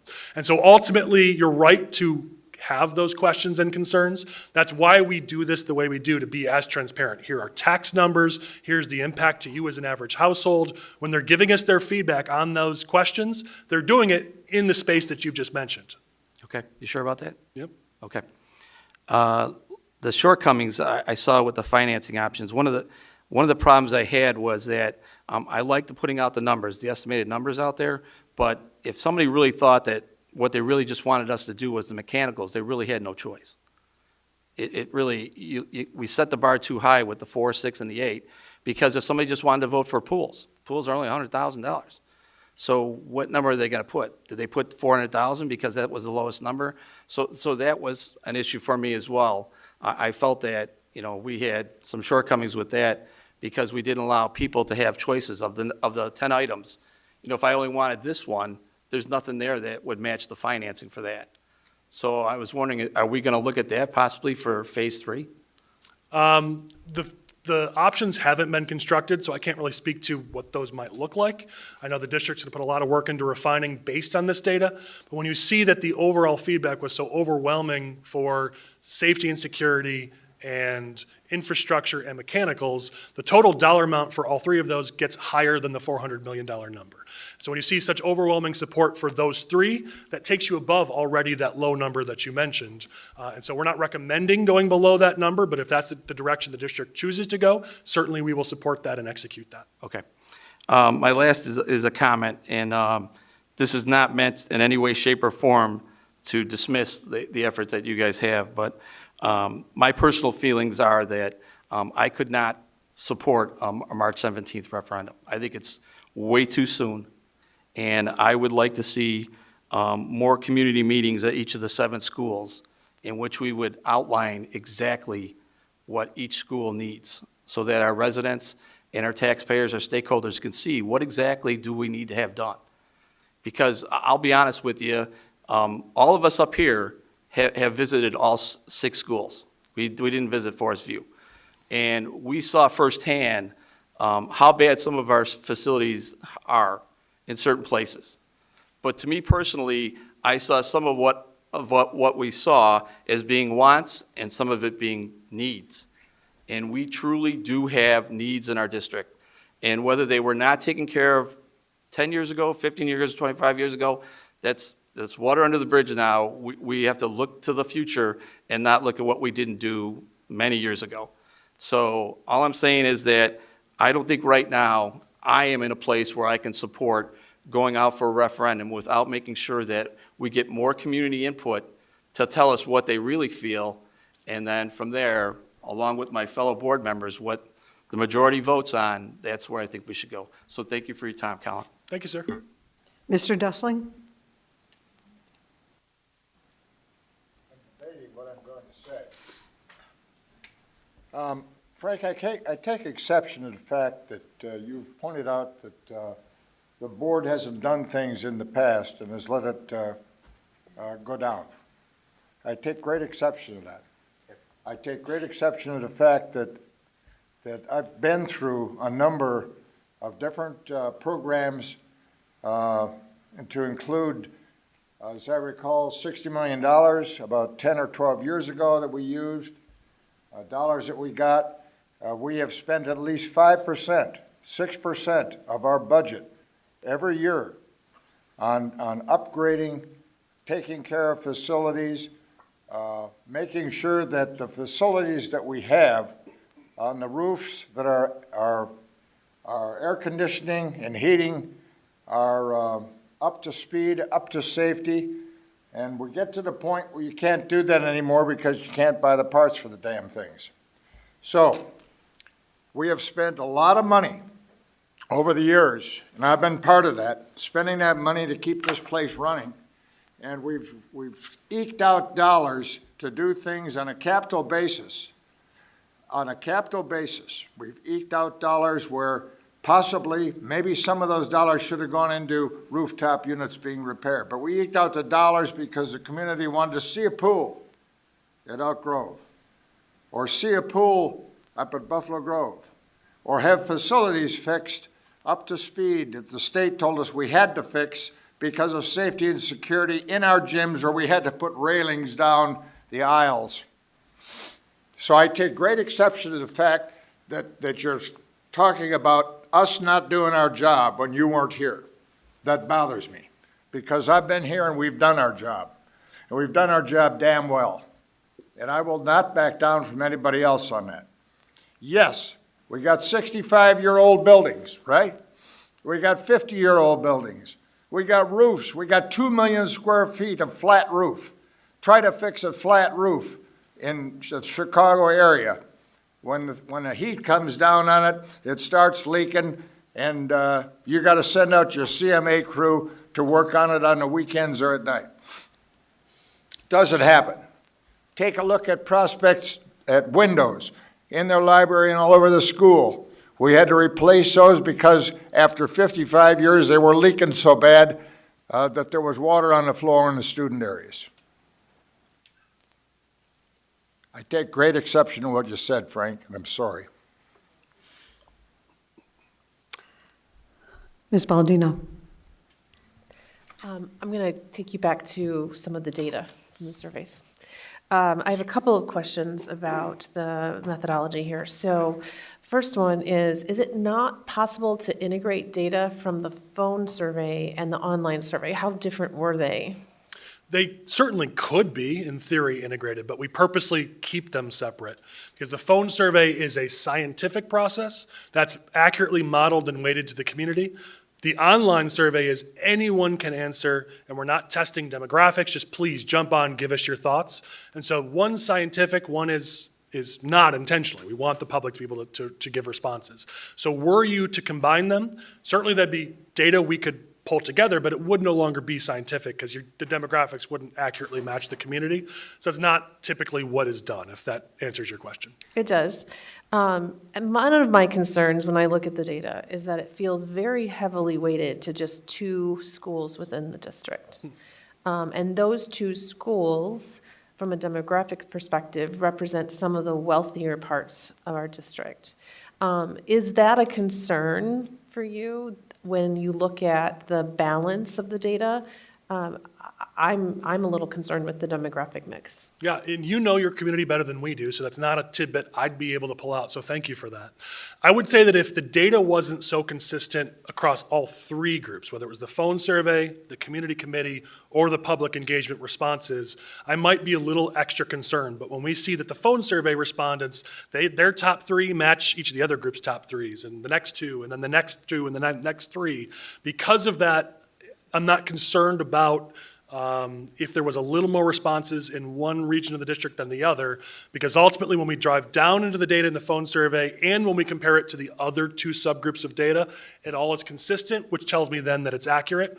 And so it's an interesting tidbit. I will double check that because I'm glad you brought it up. But based on what I've seen so far, I believe it's going to come back exactly what we see here because it's all consistent across the board.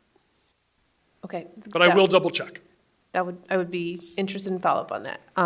And then I will just echo what Mr. Fiorito said. I don't support a March date. It's much too soon in my mind because I think there is a lot more questions that we need to be able to present to the public. We need to be able to educate everyone on things and get very specific in this next phase around what the different funding levels would actually be doing.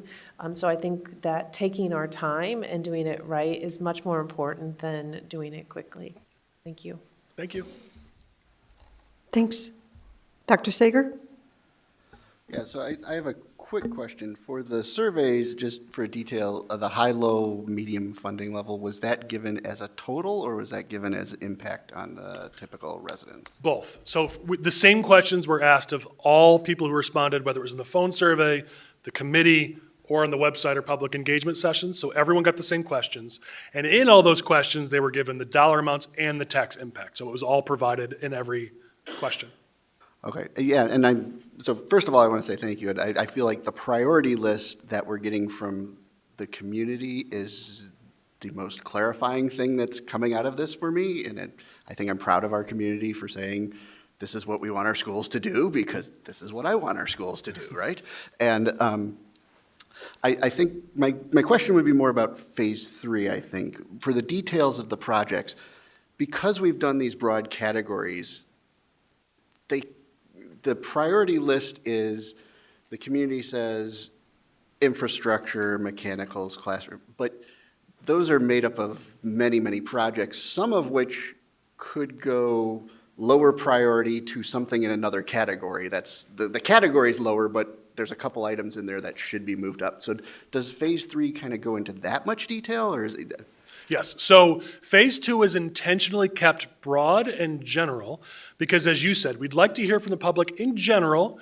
Do you prioritize the top 3, infrastructure, safety, mechanicals? But now that we know generally how the public feels, we're able to then move to the next phase where now we can say, okay, we've heard the community. They want, if you're going to spend $1, put it here. If you're going to spend $2, put it here. So now that we know that, I think I mentioned this previously, it's like cutting an onion. I love to cook. You cut it this way, then you cut it this way, then you cut it. So now we're going to go the other angle and be able to, now that we have the data, we can go to the public after doing a lot of work with the district's experts and architects to say, okay, we've heard you, so here's how that could look. Here's how that could be accomplished. And let's talk about then how you'd like to see that. And it could be broken down then by higher priority, medium priority. I don't want to speak for the district or the architects, but that certainly could be done. And I'm just going to reiterate something that I've said numerous times throughout this process. Getting the information for what benefits you see at each school is critical for the community, because when the community thinks, they think about this school, what do I expect to see these changes at this dollar amount? What changes do I expect to see at this dollar amount? And I think that really focuses down and gives us a chance to align what we're doing with what the community feels we should do. And as Dr. Rowe said, that's been the plan in the next phase. So we've certainly heard you on that. We've heard members of the community on that. First, before that can be done, we need to know what are your top priorities. So thankfully now we have that, and now we can get into that level of detail and specificity. So a lot of work will go into refining what was done in phase 2, because we now do have the ability to do so. Dr. Chung. So thank you so much, Colin. Thank you, Rich. I had 2 questions and a couple comments. My first question is, I might have missed it, but do you have a breakdown of the number of people who ranked number 1 for each of those funding levels? So not an average, but the actual count of no funding. How many people ranked at 1, low, middle, and high? And just because, since respondents were required to rank all options, so there could be a pool of people who only want no funding, but they're required to label something 2, 3, and 4. So the averages can be misleading. So do you have that breakdown? We have it. I don't have it with me, but I can certainly follow up with that data. Yes. It's data in this realm is always presented as percentages or rankings, because you're taking everybody's feedback into account. If you take a count, it sometimes can be misleading, but we'll certainly gather that information and send it into the district so you have it. Yes, thank you. And my other, I don't know if you already have done this, but could you share with our administration all of the survey comments that people left? Because I'm guessing that people may have assumed that their feedback would be shared with the board, but we haven't read anything, and I think we would all love to hear people's comments. If that hasn't been done, we will certainly make sure to do that. Yes. So thank you. Those were my 2 questions. My first comment was, so I just want to share, so at the in-person public engagement session last week, and President Kreitzer was there as well, so she might have some additional things to say. So there are a few themes that we heard. The first theme is that people were expressing that the timing wasn't right. So given all the things that were happening right now, there's a lot of concern about the timing of us coming now. Second thing, which was already said before, they wanted us to explain what was necessary. So not a long list of needs and wants, what is necessary. And the third, as already stated, they just wanted more details about how the money would be spent and what's the return on investment. So I guess my general comment is, so as we think about whether or not to put a referendum question on the ballot, and I know we're not deciding today, we need to answer a few questions, and the answer to each of these questions has to be yes. So first, is there a clear and urgent need that everyone understands? And if yes, is a referendum the only or best way to meet that need? And then part of that question is, has the district done everything possible to address the situation without a referendum? And then the third and most important question is, does the community support it? Because even if we did vote to put that referendum on the ballot, the decision is the community's. And so I think the two pieces of information you're going to provide will be so helpful to all of us. But even what I've heard so far, I would agree, as a whole, this is not the voice of a community that supports a referendum.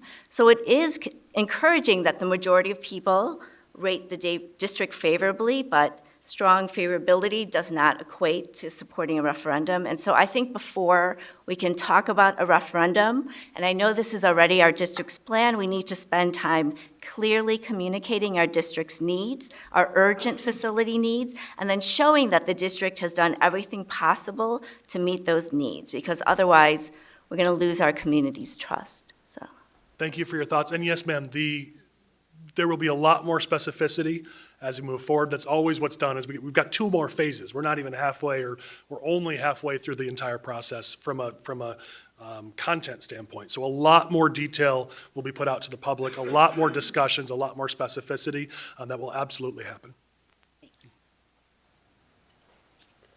Mr. Heineman? Nothing? Okay.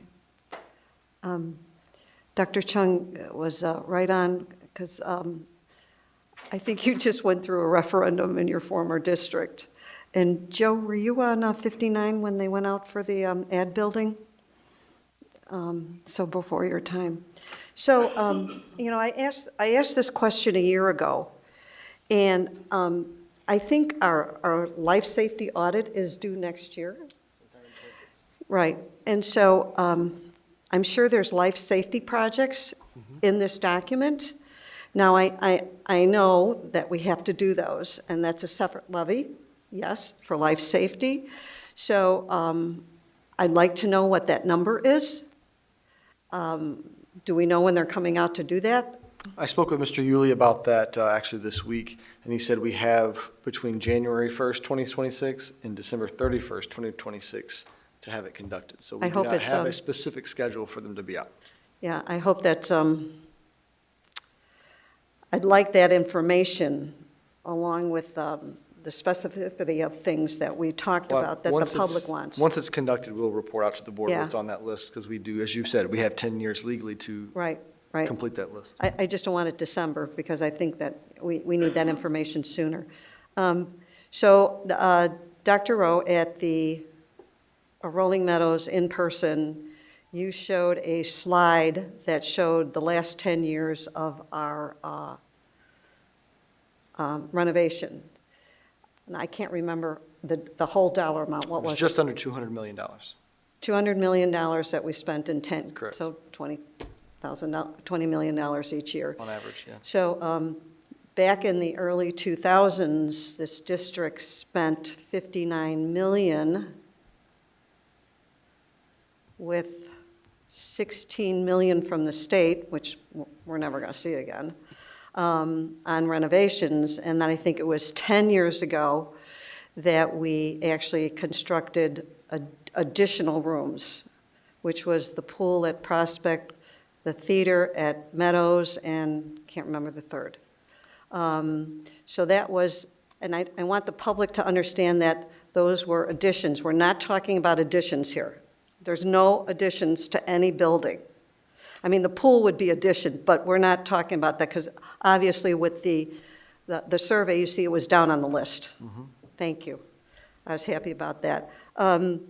Yeah, specific data, when Dr. Chung talked about that, and it was a valid question, and it is, and I think we need to I need to have that information too, the specificity of, what infrastructure, what mechanicals, what safety. It kind of bothered me when I saw that graph about, it was 13 people were absolutely opposed to safety. I was like, okay, that's got to be a funding thing, because why would you be against safety in our schools? I think we all remember 30 years ago, before Columbine, we weren't really thinking about safety, and ever since then, it's almost our number one, and not education, because your kids have to be safe first in order for them to learn. And I'm really absolutely for that, that we have our schools safe. What I don't want to get into is that NIMBY, not in my backyard. I don't want,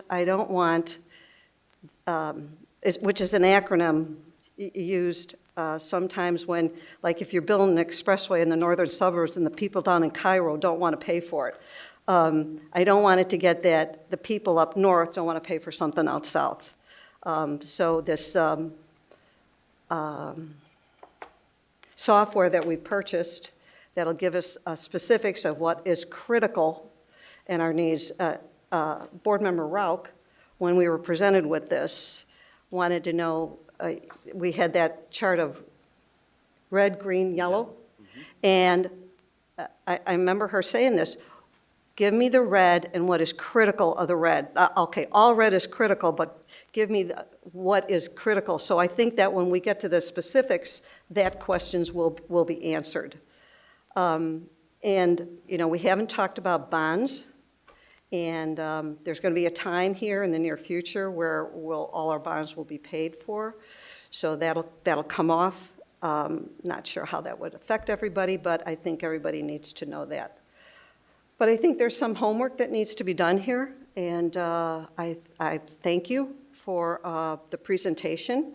Very thorough, and I look forward to the follow-up. Okay? Ma'am, if I could just close with giving your district credit on two things that you talked about. Number one, when you talk about life safety bonds, as you indicated, that wouldn't be part of a referendum, that doesn't, thanks to a bill passed in Springfield, doesn't have to be put on the ballot. Some districts just say, okay, great, let's sneak that through and then run the rest on a referendum and just don't ever talk about it. Your staff said that's not how we operate. We're going to be completely transparent and say that even if we're going to issue some as life safety bonds, let's talk about that tax impact with the public and include it. Not all districts do that, so I do want to give your district praise for being that transparent with the public and that honest. And the second thing, as you talked about with the tax impact, we certainly could have softened the blow in our data when we said, you'll have bonds coming off, so this won't be this bad as what we're testing. But again, the district wanted to make sure we were being as conservative as possible, giving the maximum cost versus saying, oh, it's going to be better. We have ways to lower that number. So in every way that we've had interaction with your staff, it's always been be fully transparent and as conservative with the numbers. We know moving forward they will be able to find ways to lower that impact, but let's give people the more conservative numbers so that we're being honest and safe. So I just want you to know that that's been our experience with your staff. Dr. Attaway, so when we pass a levy, we can levy for life safety, yes? Life safety is a fund that we can levy in. It is not one that the district has done, at least in recent history. Okay, but that number, we'll just say 3%. Mm-hmm. So if the district says 3%, and part of that, does life safety have to be included in that, or can it be separate? It's included in it. So it would reduce the levy in some other fund in order to move money into the life safety fund. Yeah, I think it's important for the public to know that too. Okay. All right, thank you. Thank you very much. I think to offer just a bit of specifics as we transition, you mentioned the district debt. I believe the debt rolls off in FY28, which is to the tune of about $4 million a year. So the district has very limited debt reliability and would be debt-free at that point. So it's a point of fiscal management, and we're coming to a point where not very many school districts in Illinois are debt-free. but we're on the verge of that, so. Okay, moving on. What do we have here? In your packet was the FOIA report. We don't have to vote on that, it's just in there. And then we have, Dr. Hubbard. Good evening. You ready? I guess. All right. Good evening. I am here this evening, and it's my honor to present just some high-level district data that has recently been released by the state. And I think before I jump into the discussion and some of the highlights that I'd like to share with the board, I want to acknowledge the fact that this is year one of our 5-year strategic plan. And earlier this school year, the board approved a set of metrics by which we are going to measure ourselves and our progress toward achieving the outcomes that are outlined in the strategic plan. Tonight's presentation is not directly tied to those individual metrics. That presentation comes later once that data starts to come in, but I do think that there's a variety of reasons that I'll touch on throughout the course of tonight's presentation on why these are important data points to highlight and to share, really because they serve as some foundational sets of numbers that we're going to utilize to measure our success as we fully implement the strategic plan, and because the state has made some significant shifts in how we measure student performance. Specifically, those two shifts that I'll talk about in a minute are the shift from the SAT to the ACT and the shift in the proficiency benchmarks that were released back in August, I believe. And so the purpose of tonight's presentation really is to give a high-level overview to the board, teases out some of the salient data points that are included in the Illinois School Report Card, and I think that that's important for us to share, but I don't want to conflate these data with the data that's going to be forthcoming and tied specifically to the strategic plan goals and metrics. So the Illinois School Report Card is released annually in October for the year prior, and so the 2024 School Report Card was released on October 30th of this past month. And I think it's significant to say, and I'm glad that our principals are here this evening, that 5 of our 6 schools are commendable, and one of our schools, John Hersey High School, was identified as exemplary. And in the bottom of that slide, that might be hard to see, specifically exemplary schools are the top 10% of schools in the state that have no underperforming student subgroups, and then the commendable schools are the schools that aren't in the top 10% but have no underperforming student groups and have a graduation rate above the state's threshold. And as you'll see in a moment, the state's threshold for graduation rate has increased this past year, was the highest graduation rate in the state. But you'll also see that the increase in graduation rate here in District 214 was high as well. Exemplary and commendable are 2 of the 4 possible designations. These are the 2 highest. And so I think we're incredibly proud to say that all of our schools are commendable and or exemplary. So just a little bit of context for how we got here tonight. I think that it's important to say that Illinois made a significant shift in its student proficiency and student progress academic outcome tool. They shifted from the SAT to the ACT last school year. So last spring, our students sat for the ACT, and that's what these data are based on. In August, then the state did an adjustment to the proficiency benchmarks, and they referred to it as right-sizing the state's proficiency benchmarks. And what that resulted in is a predicted significant growth in the number of students that were identified as proficient and above proficient. And so you'll see tonight that we'd like to celebrate the growth, but also couch it in the fact that schools statewide and the state as a whole saw significant growth because they changed the proficiency benchmark. Not only did they change the assessment, but the proficiency benchmark. I think the key thing overall is that District 214, their results outpaced state averages in a number of key metrics. And tonight I'd like to go into just a couple of those metrics, and you can see the list here, what I'd like to focus on this evening. To start with, the changing demographics in the district, and this is no secret, this was something that we talked extensively about as part of the strategic planning process, and our growing multilingual learners in the district. You can see back in 2018, students that were English language learners made up 7.5% of our district population, whereas this past school year, they made up almost 22% of our student population. And that middle graphic is, I think, significant as well, where we're starting to approach nearly 50% of our students were at some point in their education a language learner. And so that's a significant data point that I think is something for us to be mindful of. And as we implement the goals through the strategic plan, multilingual learner services and support is certainly top of mind and something that we're trying to focus on. Yes? You don't mind me interrupting, could you give a better explanation of multi-language learner? Like, if one of my kids who always speak English, if they took a Spanish class in middle school, does that make them a multi-language learner? Good question. So a multi-language learner or an EL student, as they're identified in the graphic, are students whose native language is not English. So they're English language learners. Okay, thank you. Yes. So as we look at ELA proficiency, as it reported in the ACT from last spring, you can see that as predicted, both the state and the district saw a significant jump in the number of students that were identified as proficient. But I think some of the points that we'd like to tease out is that underneath the proficiency rates, the state is also tracking what's referred to as student growth percentiles. And so a proficiency rate is a snapshot in time of how a student does on a specific test. Their student growth percentile is their performance on those statewide assessments over time. And so it's kind of more of a story or more of a movie of the student's experience.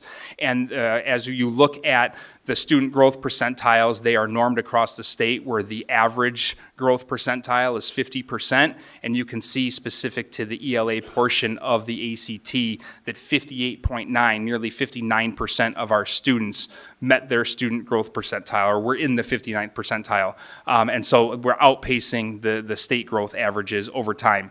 And then, as you can see, just in the moment in time snapshot with respect to the ELA proficiency assessment, that yes, the state saw a 20.6 jump in the percentage point of students that were proficient or above proficient. You can see that in District 214, 22.5% of our students met that proficiency benchmark. Similarly, in math, yes?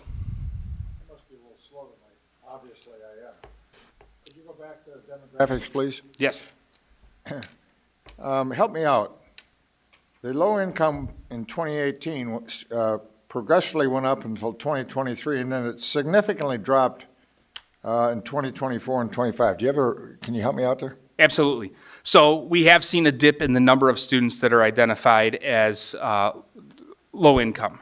And there's a couple potential factors at play, and something that our data team has had conversations with, in addition to conversations with our feeder districts, because you'll see that some of our students that are coming out of our feeder districts, these numbers are not congruent with what we see as students coming in, and there's a new process by which they annually have to apply for the benefits for free and reduced lunch, but also fee waivers. One of the other pieces that is something that our team has been discussing is that in the past, free and reduced lunch and fee waivers was a married process. Those two processes have been separated, and so you have a number of families that would apply for a fee waiver and qualify, but for whatever reason, either they didn't apply for free and reduced lunch, or their student may not eat, they bring their own food, and what is reported to the state for low-income purposes is specific to free and reduced lunch. It doesn't include students on fee waivers. So we actually have a higher percentage of students that are on fee waivers than are on a free and reduced lunch program. So the state changed the gradient for that, 2 years ago, and that's why it dropped? The process changed where there's two different application processes, and that happened 2 years ago, in addition to the fact that as we were coming out of the pandemic, and then that's when the split happened with the two processes being in place for fee waivers and free and reduced lunch.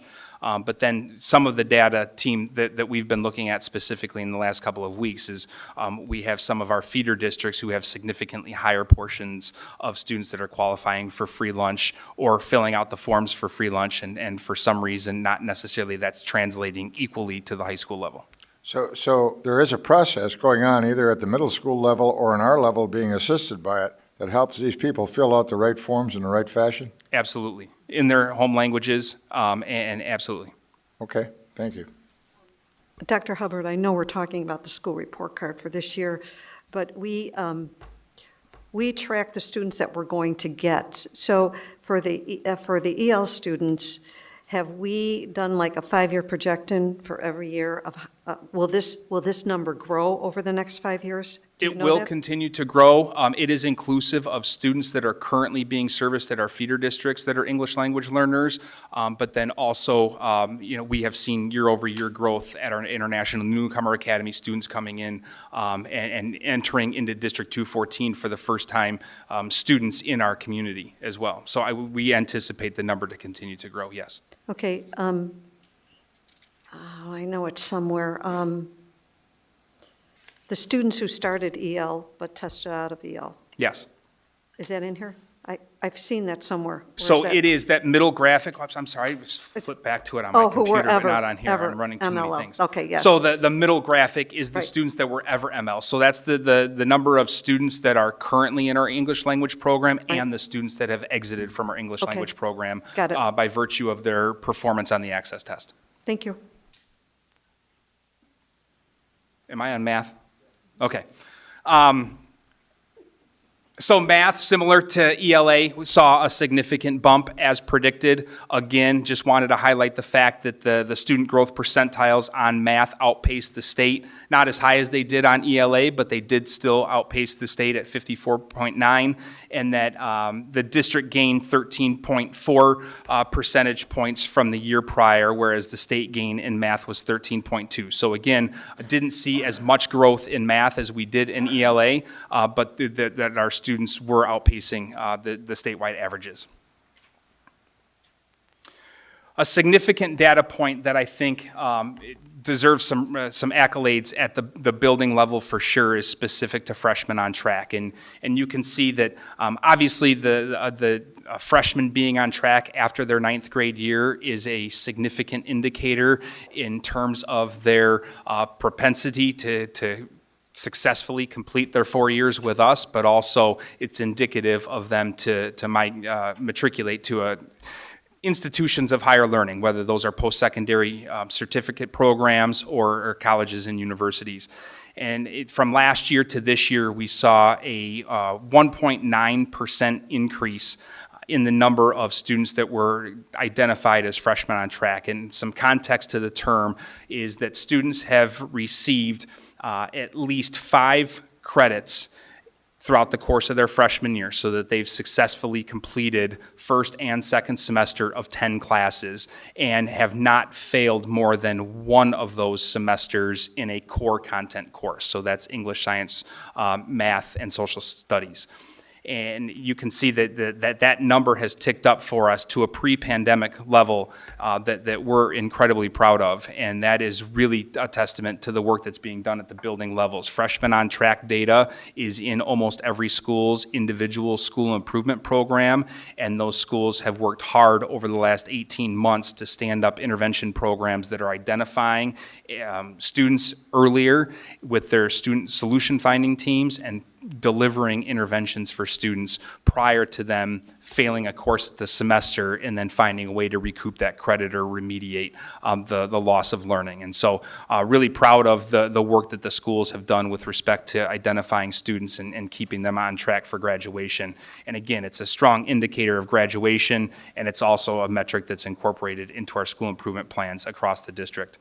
The 4-year adjusted cohort graduation is the percent of freshmen who graduate within 4 years. There's also a metric on the report card is the percent of students that graduate within 5 years. So students that need to come back for a summer school or an additional semester to recoup whatever lost credits.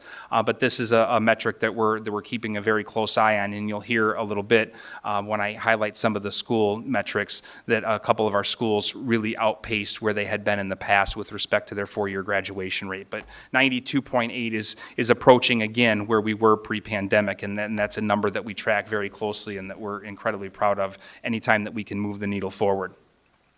Got a Yes, question on this? Of course. Up on the right-hand side of that, pardon me, go back if you would, or get to the graduation rate, please. Yes. It says start year to grad year. If a student transfers out after they start with us, do we lose them as part of the percentage, or is that adjusted? It's adjusted. We don't lose them as part of our percentage. Okay? It used to be when students graduated, when we hit graduation day, those students that weren't completed yet the summer and whatever else, yes, they graduated once they completed. Yes. But then they were not counted. It was not reestablished in the count of our graduate. Is that still true? It is true in the fact that their graduation would be reflected in the 5-year graduation. So the students that take any additional time would be reflected. So this is the graduation after 4 years. And then if they graduate after the graduation, their graduation status would be reflected in our 5-year data. So we do have a 5-year graduation rate? We do as well. It's in the report card. Okay. Yep. I'd like to see that sometime. Absolutely. Another testament to our buildings and our student services teams, inclusive of counselors, related service personnel, deans, attendance facilitators, and classroom teachers, is the work that's been done around attendance in the district. And Dr. Rowe has highlighted this on a number of occasions, but looking at attendance, obviously making sure that we're getting kids to school is incredibly important, and President Kreitzer said, then keeping them safe, and then we talk about learning. And so in that order is how things progress. And we talked about identifying specific strategies across all comprehensive schools and the specialized schools about tackling our attendance numbers. And for the better part of 2 years, our teams have been hard at work in being innovative. We're doing home visits and picking students up and having regular parent meetings and leveraging attendance facilitators and providing a multitude of resources and support for students to get to school. And what that has resulted in is us seeing year over year for the past 3 years, our average daily attendance increasing. And Dr. Rowe highlighted a couple, maybe a year ago, the fact that one of our schools had seen a 0.8 or a 0.9 percentage point increase in their average daily attendance, which equated to more than 1,000 more attended classes. And so as we talk about the district as a whole with nearly 12,000 students, when we increase a 0.7 percentage point from 2024 to 2025, we're approaching 10,000 more classes attended over the course of that year. And so that's a significant metric that we'll continue to keep track of and continue to work on, but I think continue to celebrate as we see the movement. And what that results in is you can see the state monitors 2 specific attendance criteria.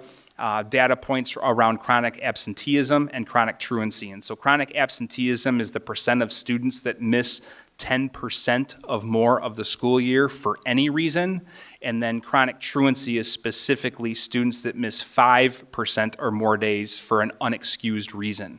And you can see in both of these graphs that over the past couple of years, the work of the district has been very intentional to make sure that we're addressing chronic absenteeism and chronic truancy to the point where we want to see every other metric we want to see increase. This is the metric we want to see decreasing.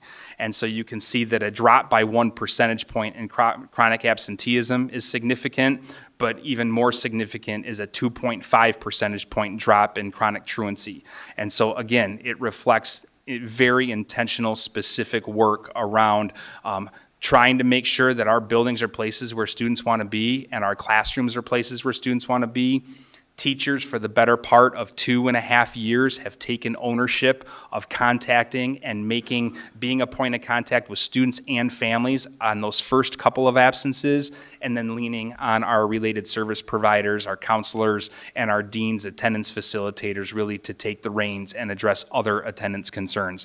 And so the work of those teams collectively have really started to move the needle in terms of students attending class and us seeing numbers that we're incredibly proud of and motivated by. I have a question on your definition of chronic truancy. It says 5% or more days for an unexcused reason. Yes. And with the environment we're kind of in right now, where we have students that might be afraid to go to school, are we re-evaluating what is the definition of unexcused reason? We are, and Ms. Kendrick's team has been monitoring that. We've been pulling data specific to students who had 90% or higher attendance until recent environmental changes in the community, and have dipped below that, and making individualized learning plans for students, reaching out to families. And so these definitions are the state's definitions for these terms, but internally we are certainly looking at what we would consider excused, unexcused, and then if there are opportunities to provide students opportunities to continue educational experiences and support, whether they're in person or not, or how we can get them there, has been something that Ms. Kendrick's team has been looking very closely at, and with related service providers, deans, and counselors, and then building leadership, working to get students to school or provide services for students that currently are not here. Thank you both. Follow-up question to that. Then, are we, when we look at this over the years, because the definition here is the state definition? Correct. Are the reasons that we use for the district around unexcused absences, do they have to match a state definition? They do. Okay, so it will still have consistency, even if we're managing attendance differently within our district. There'll Right. be consistency on this year over year. Absolutely, yes. Yeah, what we do internally wouldn't reflect what ultimately gets reported to the state. They have very specific codes that qualify as excused versus unexcused. That's all. Thanks. Yes, sir. When you look at this graph, and you can see what effect COVID had on us going into it, and of course coming out of it. The average daily attendance and attacking the chronic absenteeism and chronic truancy is probably our toughest issue that we face. And those people that are involved with it, God bless you, because you're bringing it down, you're bringing the kids back to school, and that's the only way they're going to learn. So it's really difficult. I know it is. And talk with you, Ms. Kendrick, I know that it's difficult. But you're doing a good job. Thank you. Absolutely. Now, I haven't chimed in yet, and I'll have plenty to say as you go on. I'm incredibly proud of the focus that our buildings and our school improvement plans and our principals have put to the metrics and the growth that we've seen. But I think the board provided our buildings with additional resources coming out of COVID a few years ago, an additional social worker, additional psychologist, and additional dean. And that infusion of manpower was a significant investment that is dramatically helping our principals guide their teams and attack this problem. So it's been a long time coming, and it's an incredibly difficult needle to move. But I just wanted you to know the investment that you all made into that is having an effect. And just as a kind of a return on your investment, it may be difficult to see when you grow administration and grow staff, but it's having a positive impact. It really is. And I'll just echo that. I was going to say I can't take any credit for this. It's my honor and pleasure to be able to share it, but it's really Ms. Kendrick's team and the building principals and their teams that have really moved the needle on this.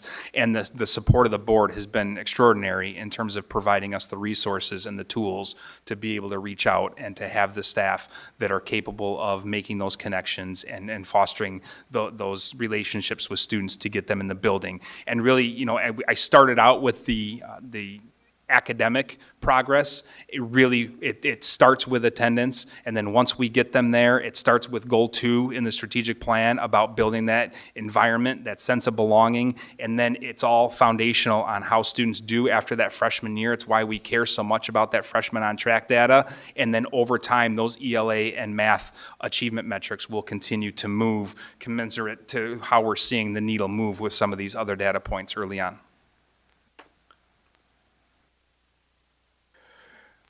I have just a couple more slides. This one specific to dual credit programs and pathways, and I think it's important to note both this and AP is something that we look at when we talk about the power of students obtaining a college credits while they're with us here in District 214. There's this concept of the power of 15, trying to equip our students with those 15 important credits by the time they leave us to make sure that increases the likelihood that they will step on to a college campus or step into a certificate program post-high school. And then more importantly, that power of 15 is that they will progress through and ultimately obtain their certificate or their degree. And so as we look at academic programs, dual credit and AP are reported separately on the Illinois School Report Card, but really we look at those together as both of those afford students college credits when they leave us. And so you can see that what we see with specific to dual credit is that there has been some plateauing and even a little bit of regression in the number of students that are accessing our dual credit coursework. And I think that that's something that we're obviously taking a keen look at. It's part of the Goal 1C, students transitioning from District 214 out of District 214.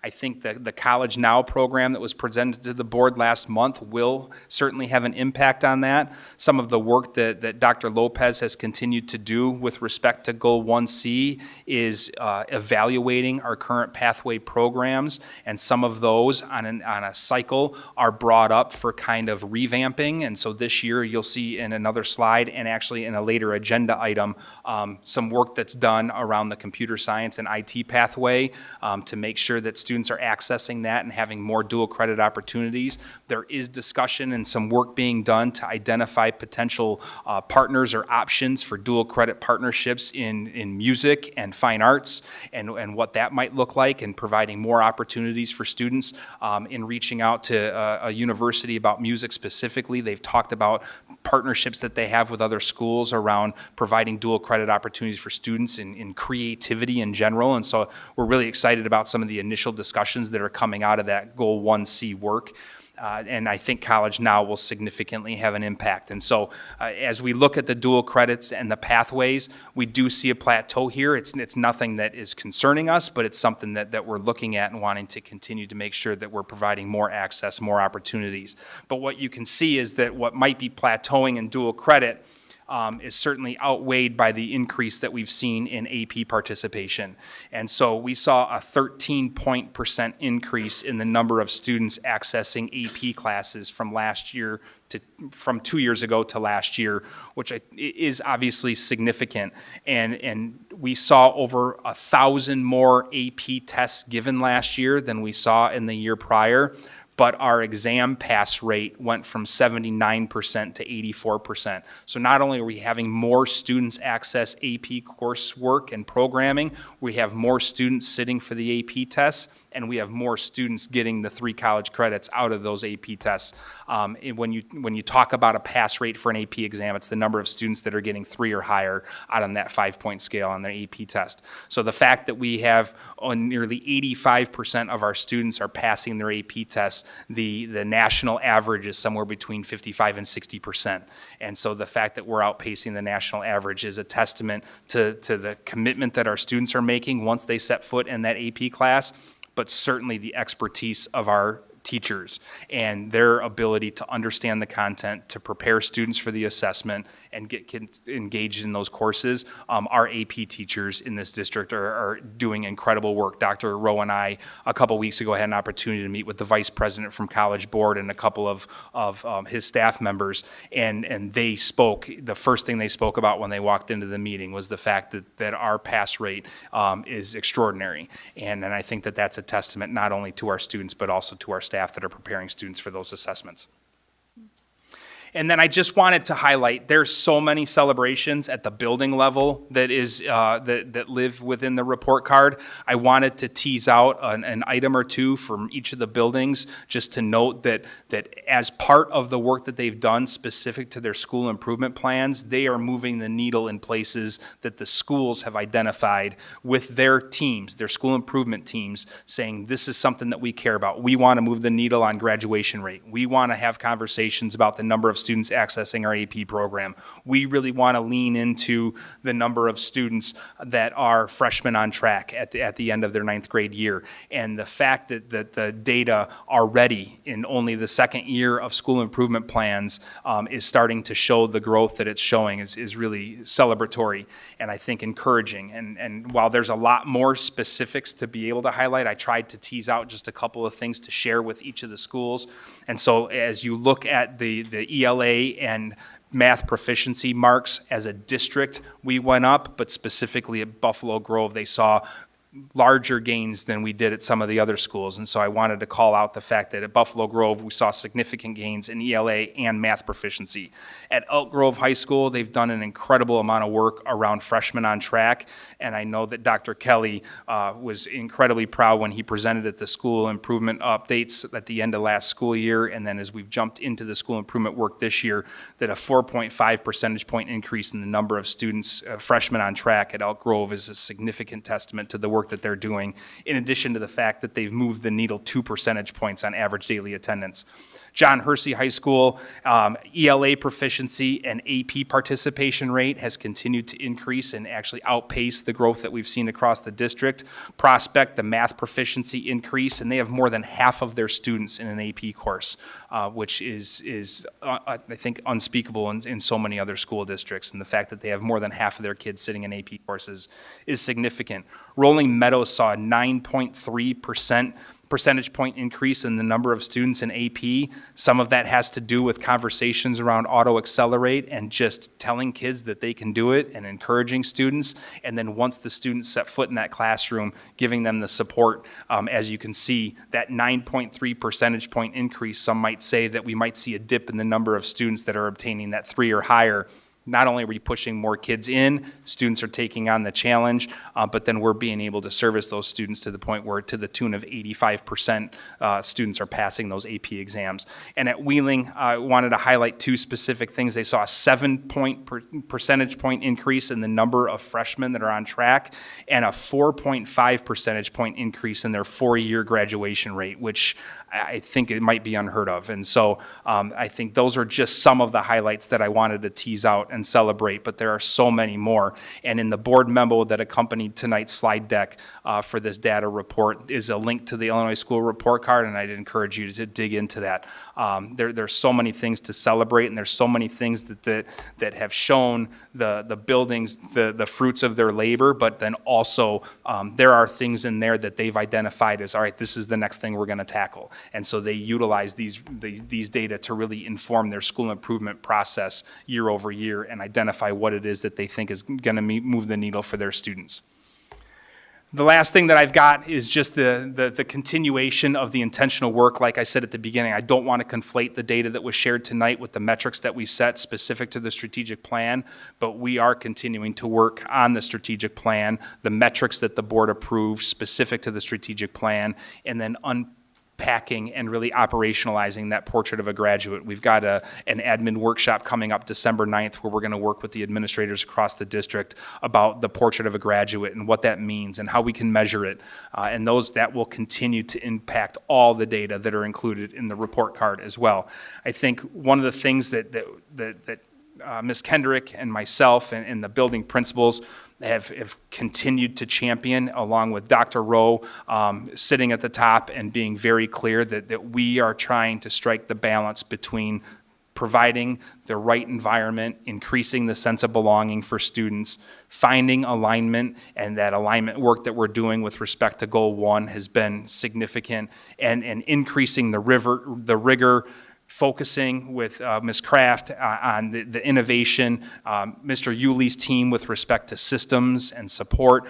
all components of the strategic plan are playing into us continuing to identify what's best for students, making sure that we're focused on their well-being, and providing them the access and the opportunities that they need to succeed. And then I just want to give one last shout out to the building principals. The local changes that they're making through their school improvement plans are significant and I think worthy of celebration. What they've done in the 2 years that they've had school improvement plans, and the ability for them to focus in on a specific area, to I think motivate and encourage their staff to have an impact in those areas, and then see the needle move so quickly on the report card is really, really encouraging for the work that's ahead of us. And we'll continue to celebrate like crazy about the things that are good and the needles that we move. But we also do not shy away from the areas where we need to see continued growth. And there's plenty of places when you click through the school improvement plans, and there's plenty of places when you dig into the Illinois report card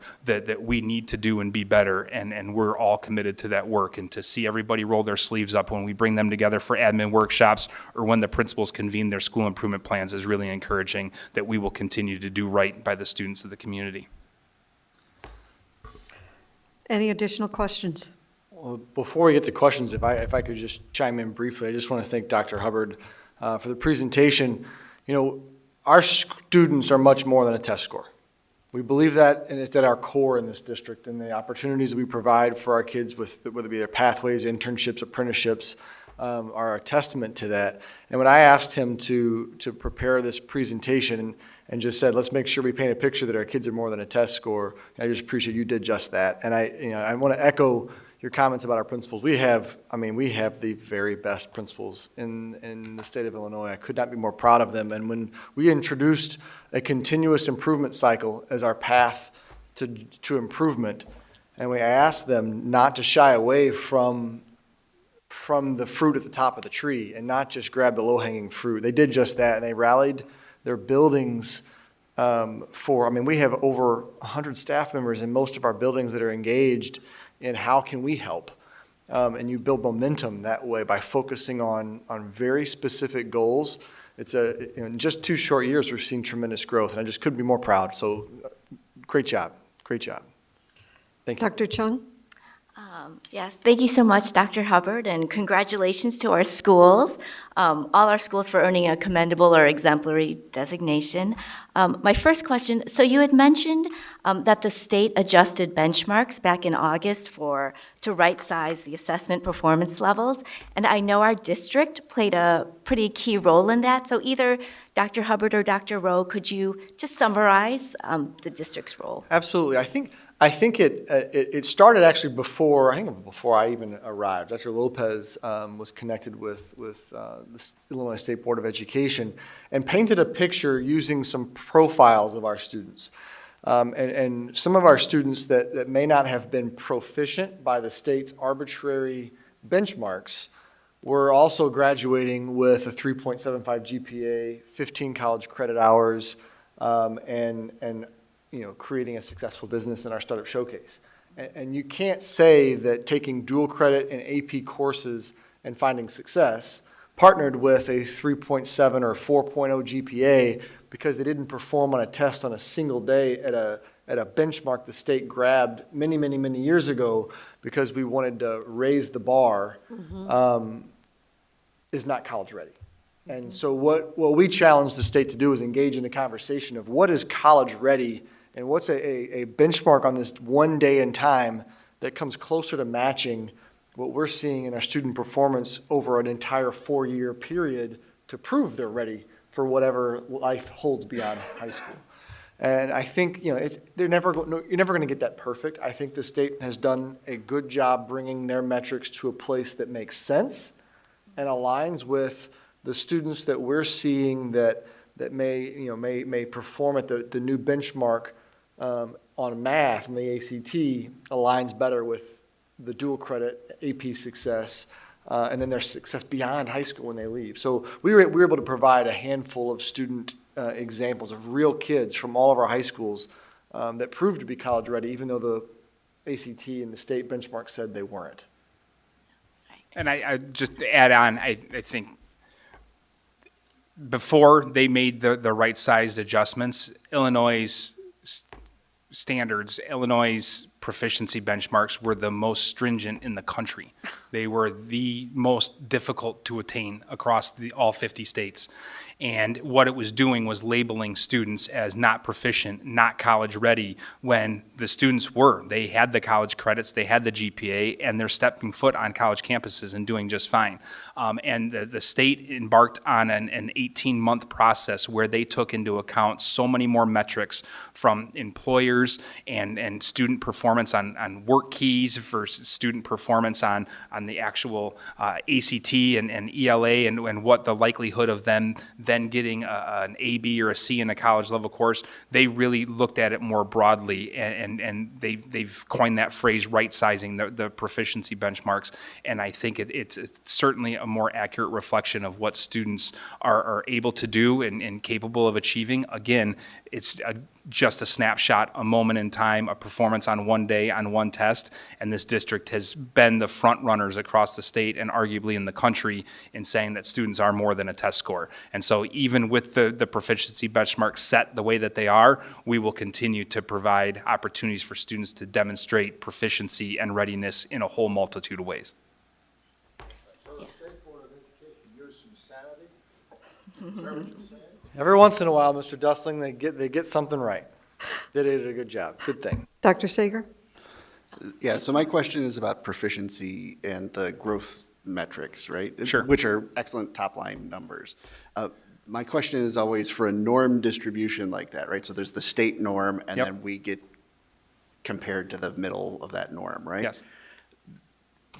What does our distribution look like? Do we look like a normal distribution, or do we have groups of students who are falling behind? Because I can imagine multiple ways where that top-line number can move. Absolutely. We have a bunch of students who are further behind. So of the students who aren't proficient, Yeah. what's their profile look like? Sure, and it's normal-ish of a curve, I think, and this is something that Jeffrey and his team, Jeffrey Smith, did a ton of work to help prepare, obviously, tonight's presentation and help me understand kind of where we're at.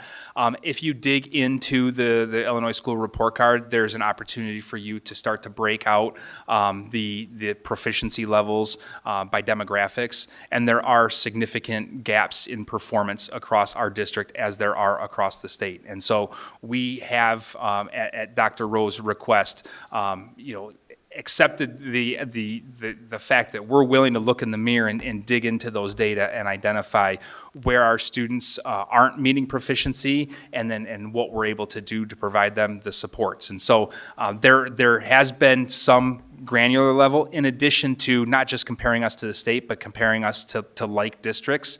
I think it's difficult. One of the things that Dr. Rowe had asked me to prepare for tonight, and as you can see, I didn't do it, was to utilize national norms. And I think the national norms for the ACT are challenging because the ACT national norms include the test mandatory states and the students that take the ACT optionally across the country, and it does tend to skew the data. And so we decided just to include the state data, but I think internally looking at how our distribution plays out, and the students at both ends of the spectrum, in addition to the students in the middle, but then also finding like districts for us to compare ourselves to is important.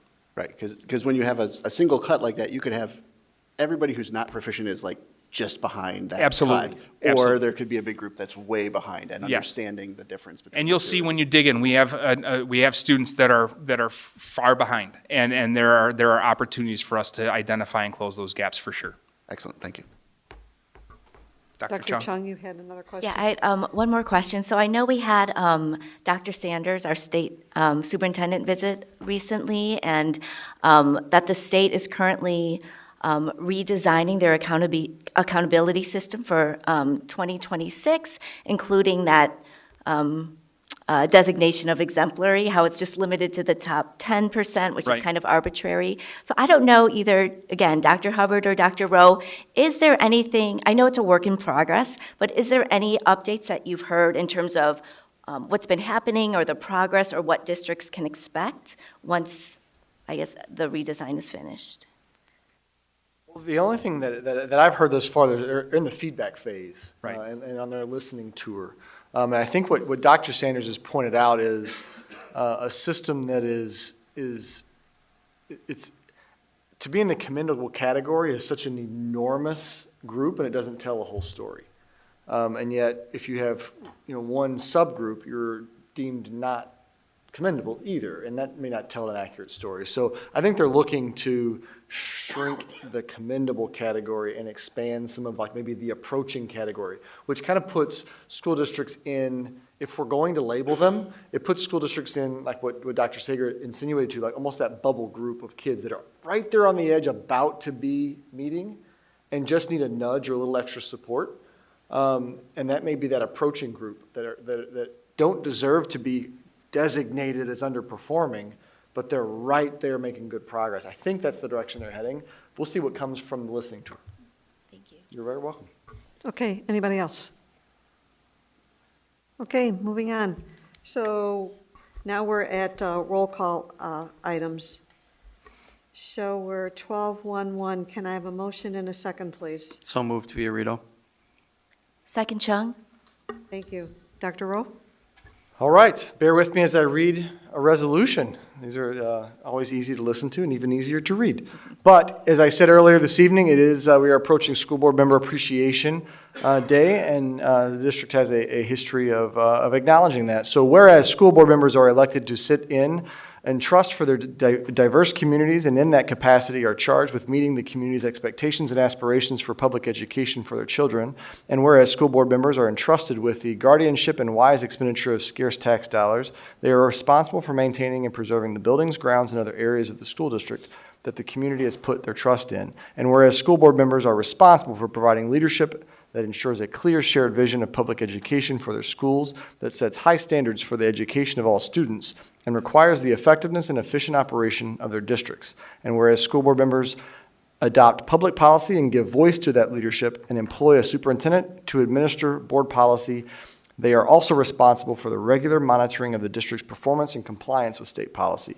And whereas school board members selflessly donate countless hours to public service with no compensation, and whereas employers are supportive of their employees who serve on school board members, generously lending support and time, employers give their employees the opportunity to better serve the needs of school districts and citizens they represent through sometimes tremendous sacrifice to the employer. And whereas decisions made by school board members directly impact the quality of life in their communities, placing them in the front line of American democracy. Now, therefore, be it resolved, the Township High School District 214's Board of Education, that we proclaim November 15th, 2025 as School Board Members' Day, as a way to honor those citizens who devote so much of their time and energy for the education of our children. With that, I'll kick it back to you, President Kreutzer, but add one last time my appreciation for all that you do. Thank you. Does this mean I get a day off on November 15th? You certainly can. You Thank can take you. the 16th off, too. Oh, thank you. Saturday and Sunday, great. Roll call. Fiorito? Yes. Chung? Yes. Baldino? Yes. Dessling? Yes. Heineman? Aye. Sager? Aye. And Kreutzer. Aye. Motion carries 7-0. Thank you. Motion and a second for 12-1-2. So moved, Chung. Second, Fiorito. Ms. Baldino, please. This year, November 17th through the 21st has been declared American Education Week in recognition of all of the great educators across our country. And also during the same week, on Wednesday, November 19th, Education Support Professionals Day is also celebrated. So we are joining with the U.S. Department of Education, National Education Association, National Parent-Teacher Association, and many other organizations in observing American Education Week. And so I have a resolution to share. Whereas public schools are the backbone of our democracy, providing young people with the tools they'll need to maintain our nation's precious values of freedom, civility, and equality. And whereas by equipping young Americans with both practical skills and broader intellectual abilities, public schools give them hope for and access to a productive future. And whereas education employees, be they custodians, teachers, education support professionals, support staff, bus drivers, or food service workers, work tirelessly to serve our children and communities with care and professionalism.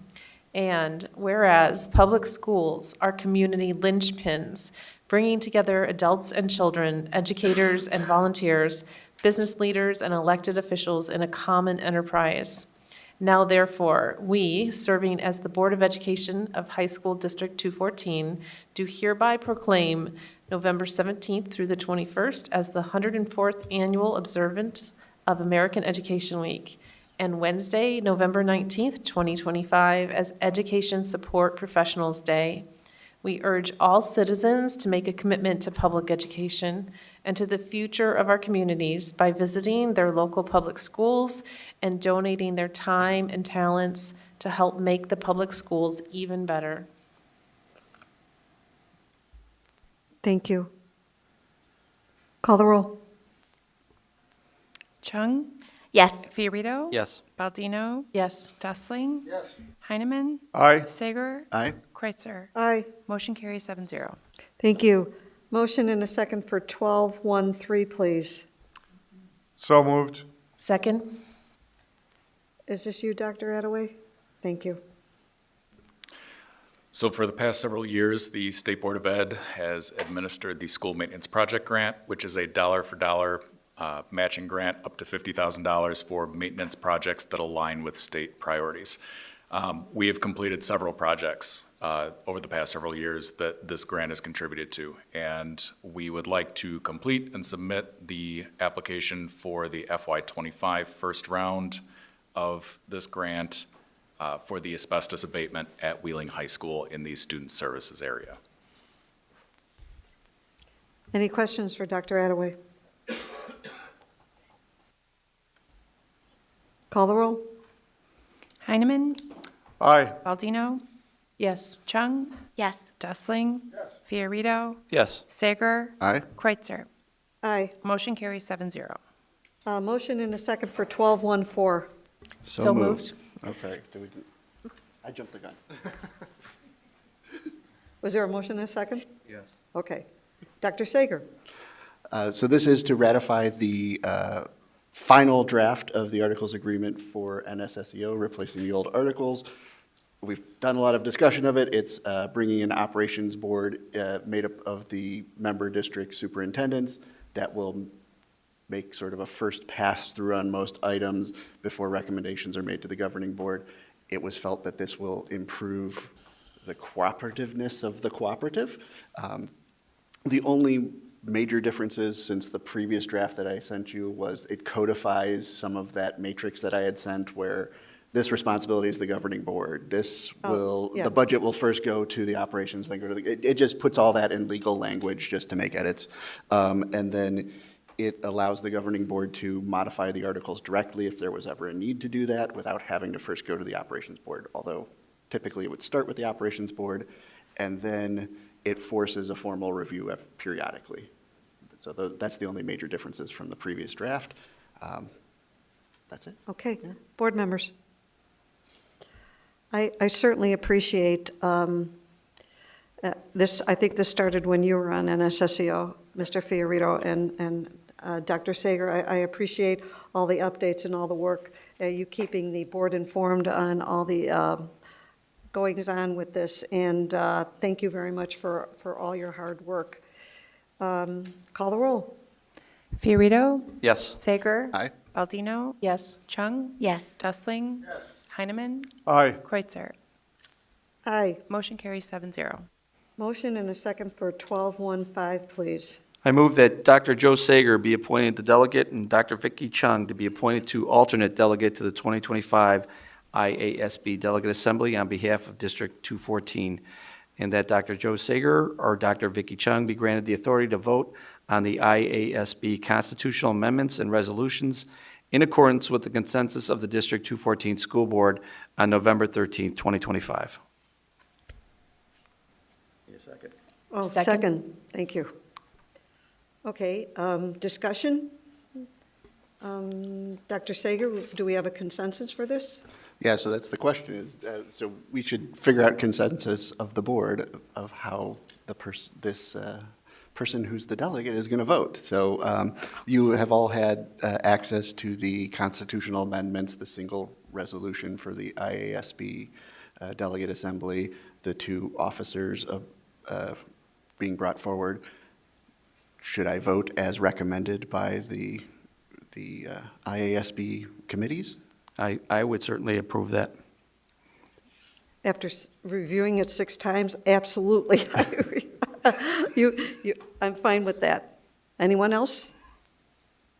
Okay, Okay. thank you. Call the roll. Fiorito? Yes. Baldino? Yes. Chung? Yes. Dustling? Yes. Heineman? Aye. Sager? Aye. And Kreutzer. Aye. Motion carries 7-0. I just looked at the second page. Yeah, I know. Okay, motion and a second for 12-1-6, please. So moved, Fiorito. Second Chung? Discussion? Call the roll. Fiorito? Yes. Chung? Yes. Baldino? Yes. Dustling? Yes. Heineman? Aye. Sager? Aye. Kreutzer. Aye. Motion carries 7-0. Motion and second for 12-2-1, please. So moved. Second. Motion and a second. Dr. Attaway. Thank you. Tonight, I am presenting the 2025 tentative tax levy for District 214. This is an annual required component of our fiscal planning process and represents the district's formal request for property tax revenue for the upcoming tax year. My goal tonight is to walk you through the mechanics of the levy, why we seek the amounts we do, and our recommendation for the 2025 levy.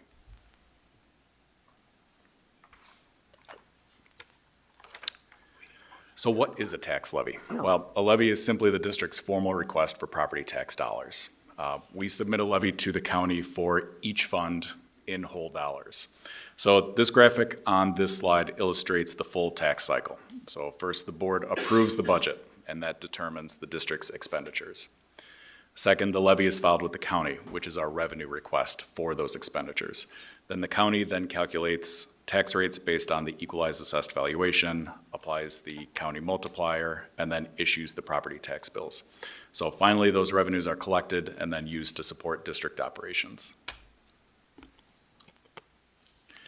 So why do property taxes matter so much? Well, for most northern Illinois school districts, including District 214, taxes are the largest and most stable source of revenue in our budget. So in our budget, they account for about 82% of our projected revenue. And they fund core instructional support, transportation, and operational services that we provide to our students every day.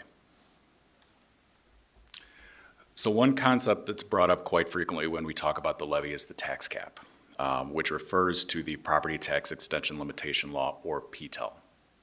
So PTEL was enacted to allow for predictable growth in revenue that reflects inflation while preventing excessive increases in property taxes. It limits the year-over-year growth in property tax revenue to the lesser of 5% or the rate of inflation, or CPI, Consumer Price Index. And you can see on the chart below that in most years, CPI is below that 5% cap. But in 2021 and 2022, inflation did exceed 5%, and we were capped on our levy at that 5% mark. So while I talked a little bit about the purpose of PTEL and what it does, I also want to emphasize what PTEL does not do. So PTEL does not cap individual property assessments. It also does not cap individual property tax bills. And it is not applied to new property that is coming on the tax rolls for the first time. So if the tax extension is generally going to be reduced to CPI, why would the district request more? Well, the truth is we never actually expect to receive that additional amount that we requested. But there are several factors during this process that are unknown or unconfirmed at the time that we submit the levy to the county. That includes the assessed value of existing property, new growth, and then the Cook County multiplier. So each of these factors significantly influences potential tax extension for each individual fund, and we need to hedge against any variations or changes or fluctuations to those factors. So once they're known, the county actually reduces our levy to the allowable levels before extending the taxes to the community. So why is it so important that our levy includes the full amount that's available? Well, under-levying has long-term consequences for the school district.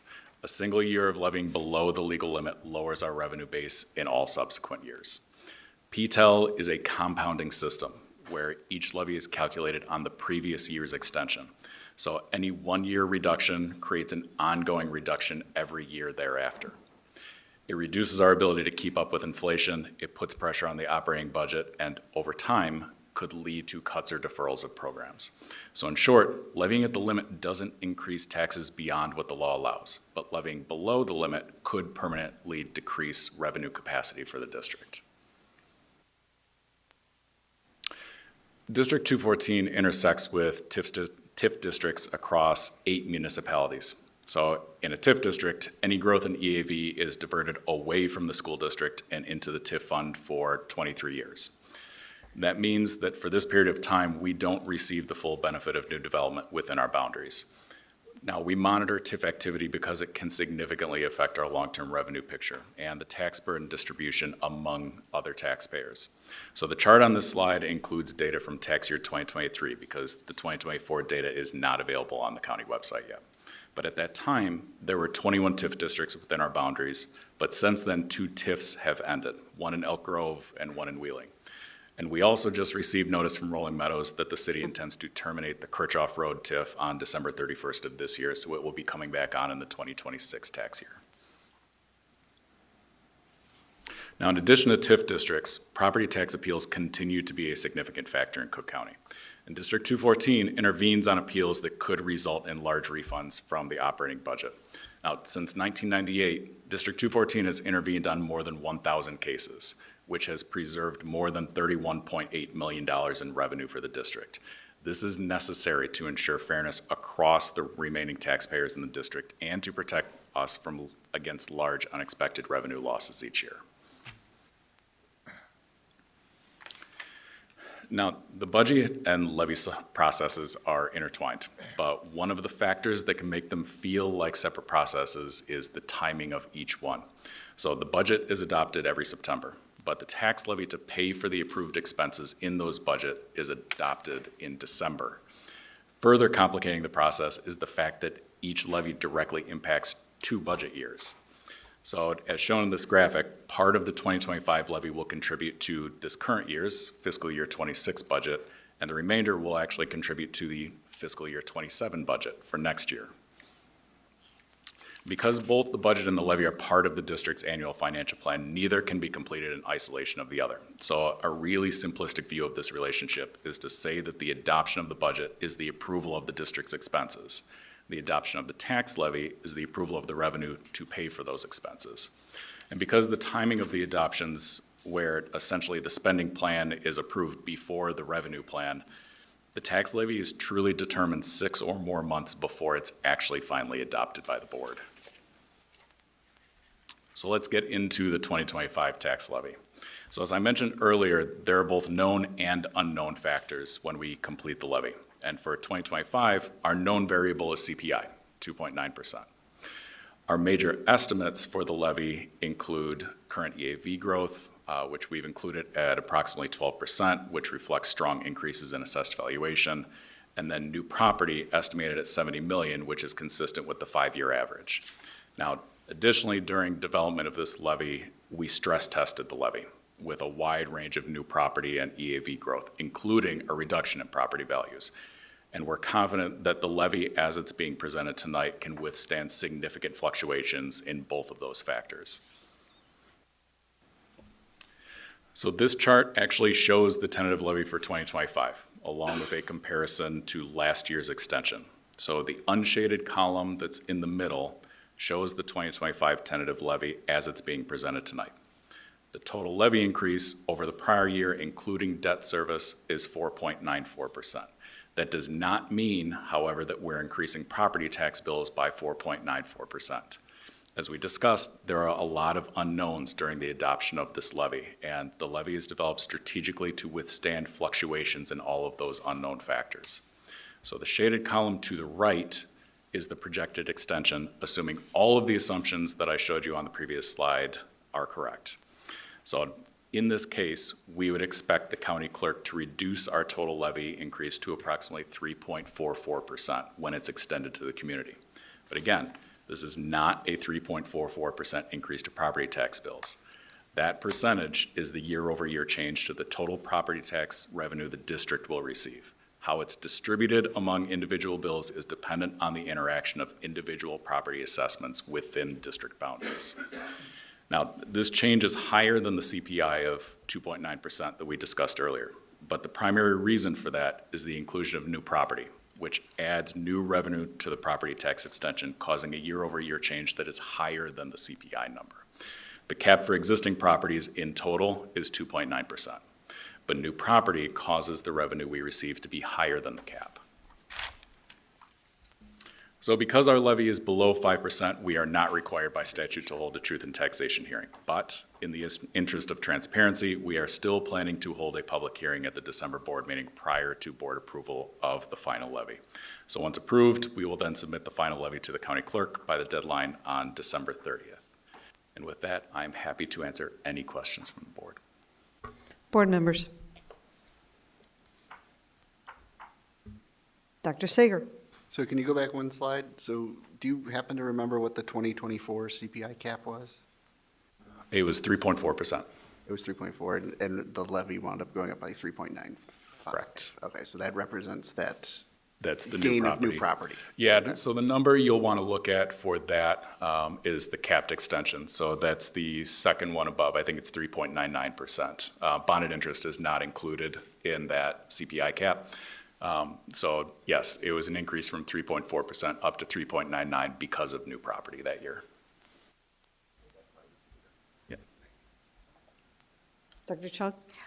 Thank you, Dr. Attaway. I really appreciate that you included slides on why the district overestimates the levy, because it's definitely a topic that's come up in the community and often as a criticism of our district. So one thing that you said, I just want to highlight. So PTEL limits how much our levy can increase in a given year, the lesser of 5% or CPI, and home rule taxing bodies are not subject to PTEL, meaning villages like Arlington Heights, Mount Prospect, Elk Grove Village, they are not subject to PTEL. So just throwing it out there because some people might not be familiar with PTEL and how it restricts us.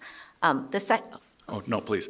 The second thing I want to quickly say, so this is exactly what you said, that we need to set the levy before certain numbers are set. So the EAV, new property values, and the multiplier. So because we don't have those actual numbers, exactly like you said, we have to estimate them. And even if we overestimate them, PTEL limits us, again, to the lesser of 5% or CPI plus new growth. That is correct. That is typically why we overestimate the levy, because the county clerk will always reduce our levy to the allowable amount. They will not, however, increase our levy to the allowable amount. So we need to put in a levy request that is higher than what we believe we are going to get to allow the county clerk to reduce it once all of those unknown factors are known.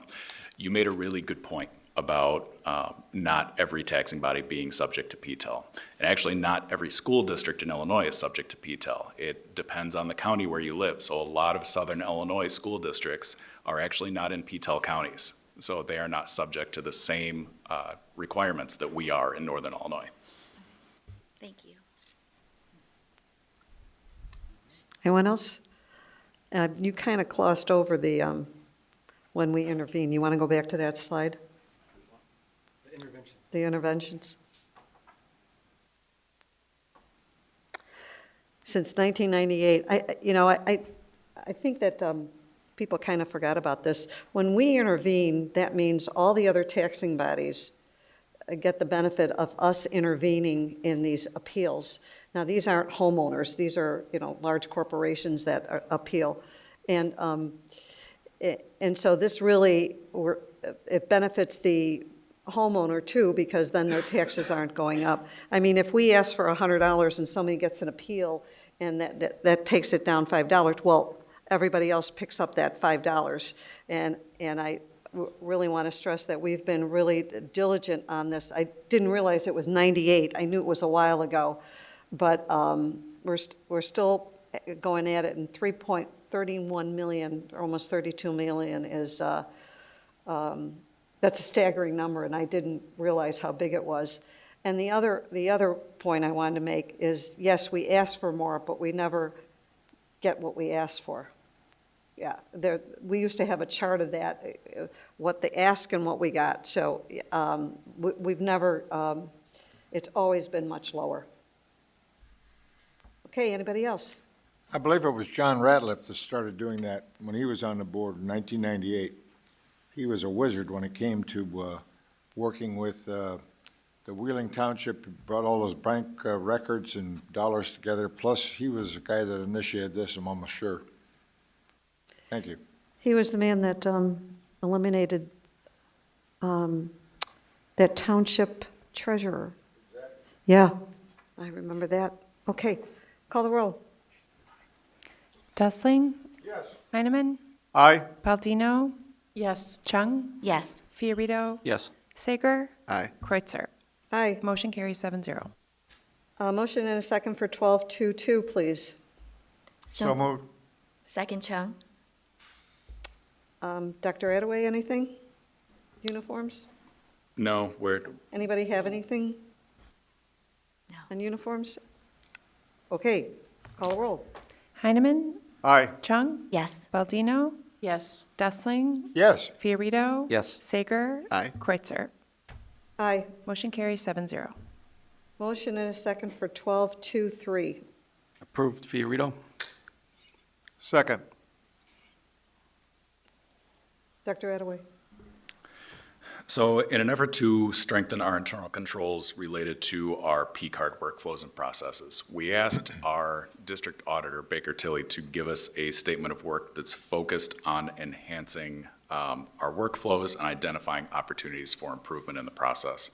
So what you will see in the statement of work that's in your board packet is that Baker Tilly is planning to assess the internal controls and approval hierarchies related to P-card transactions. They're going to review cardholder usage and documentation, and then identify any potential gaps or inefficiencies. With that process, they're going to give us a comprehensive report of the findings and then actionable recommendations for us to make improvements to our process and internal controls in the P-cards. Do you know what the date is on that? Yeah, that's what I was going to ask. Sorry. When is it due? Assuming that the board approves this tonight, we have a kickoff meeting scheduled with them tomorrow, and it should be done within a 2 to 3 month window. Okay, good. Call the roll. Fiorito? Yes. Heineman? Aye. Baldino? Yes. Chung? Yes. Dustling? Yes. Sager? Aye. Kreutzer? Aye. Motion carries 7-0. Thank you. Motion to approve 1224, please. Motion to approve. Second, Chung. Motion in a second. Dr. Rowe, anything on the Noise Compatibility Commission? Just updating the agreement? Nothing to add. I'm really happy that we're still a part of this. I remember when Elk Grove High School was awarded soundproofing, and it was a pretty big deal, and it was expensive, but it was well worth it at the high school. Call the roll. Baldino?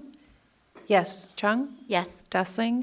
Yes. Fiorito? Yes. Heineman? Aye. Sager? Aye. Kreutzer? Aye. Motion carries 7-0. Motion and a second for 1225, please. So move, Chung. Second, Second. Fiorito. Call the roll. Chung? Yes. Fiorito? Yes. Baldino? Yes. Dustling? Yes. Heineman? Aye. Sager? Aye. Kreutzer? Aye. Motion carries 7-0. Thank you. Motion and a second for 1226. So moved. Second. Call the roll. Dustling? Yes. Baldino? Yes. Chung? Yes. Fiorito? Yes. Heineman? Aye. Sager? Aye. And Kreutzer? Aye. Motion carries 7-0. Motion and a second for 1231, please. Motion to approve. Second. Okay, we talked about this in closed session. Don't think there's any discussion. Call the roll, please. Baldino? Yes. Chung? Yes. Dustling? Yes. Fiorito? Yes. Heineman? Aye. Sager? Aye. Kreutzer? Aye. Motion carries 7-0. Sorry. Bewitching hour. Motion and a second for 1241, please. So Motion, moved. Fiorito. Second, Chung. Dr. Hubbard. Yes.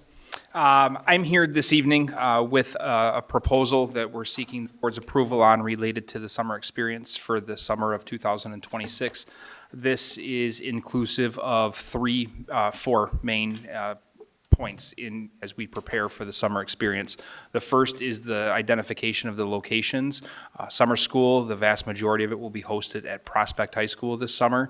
Then we will offer ESY programming here at Specialized.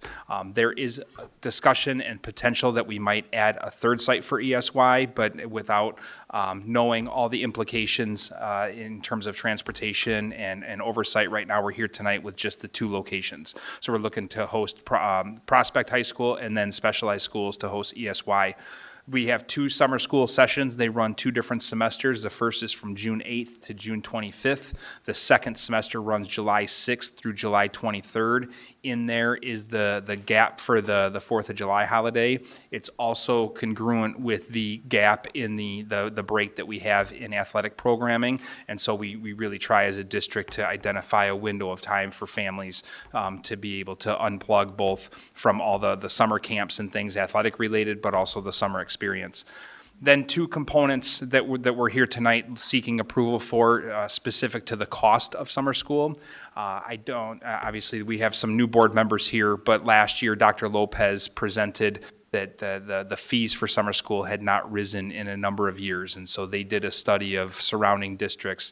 Some charge $0 for their summer experience. Some charge upwards of $450 for their summer experience.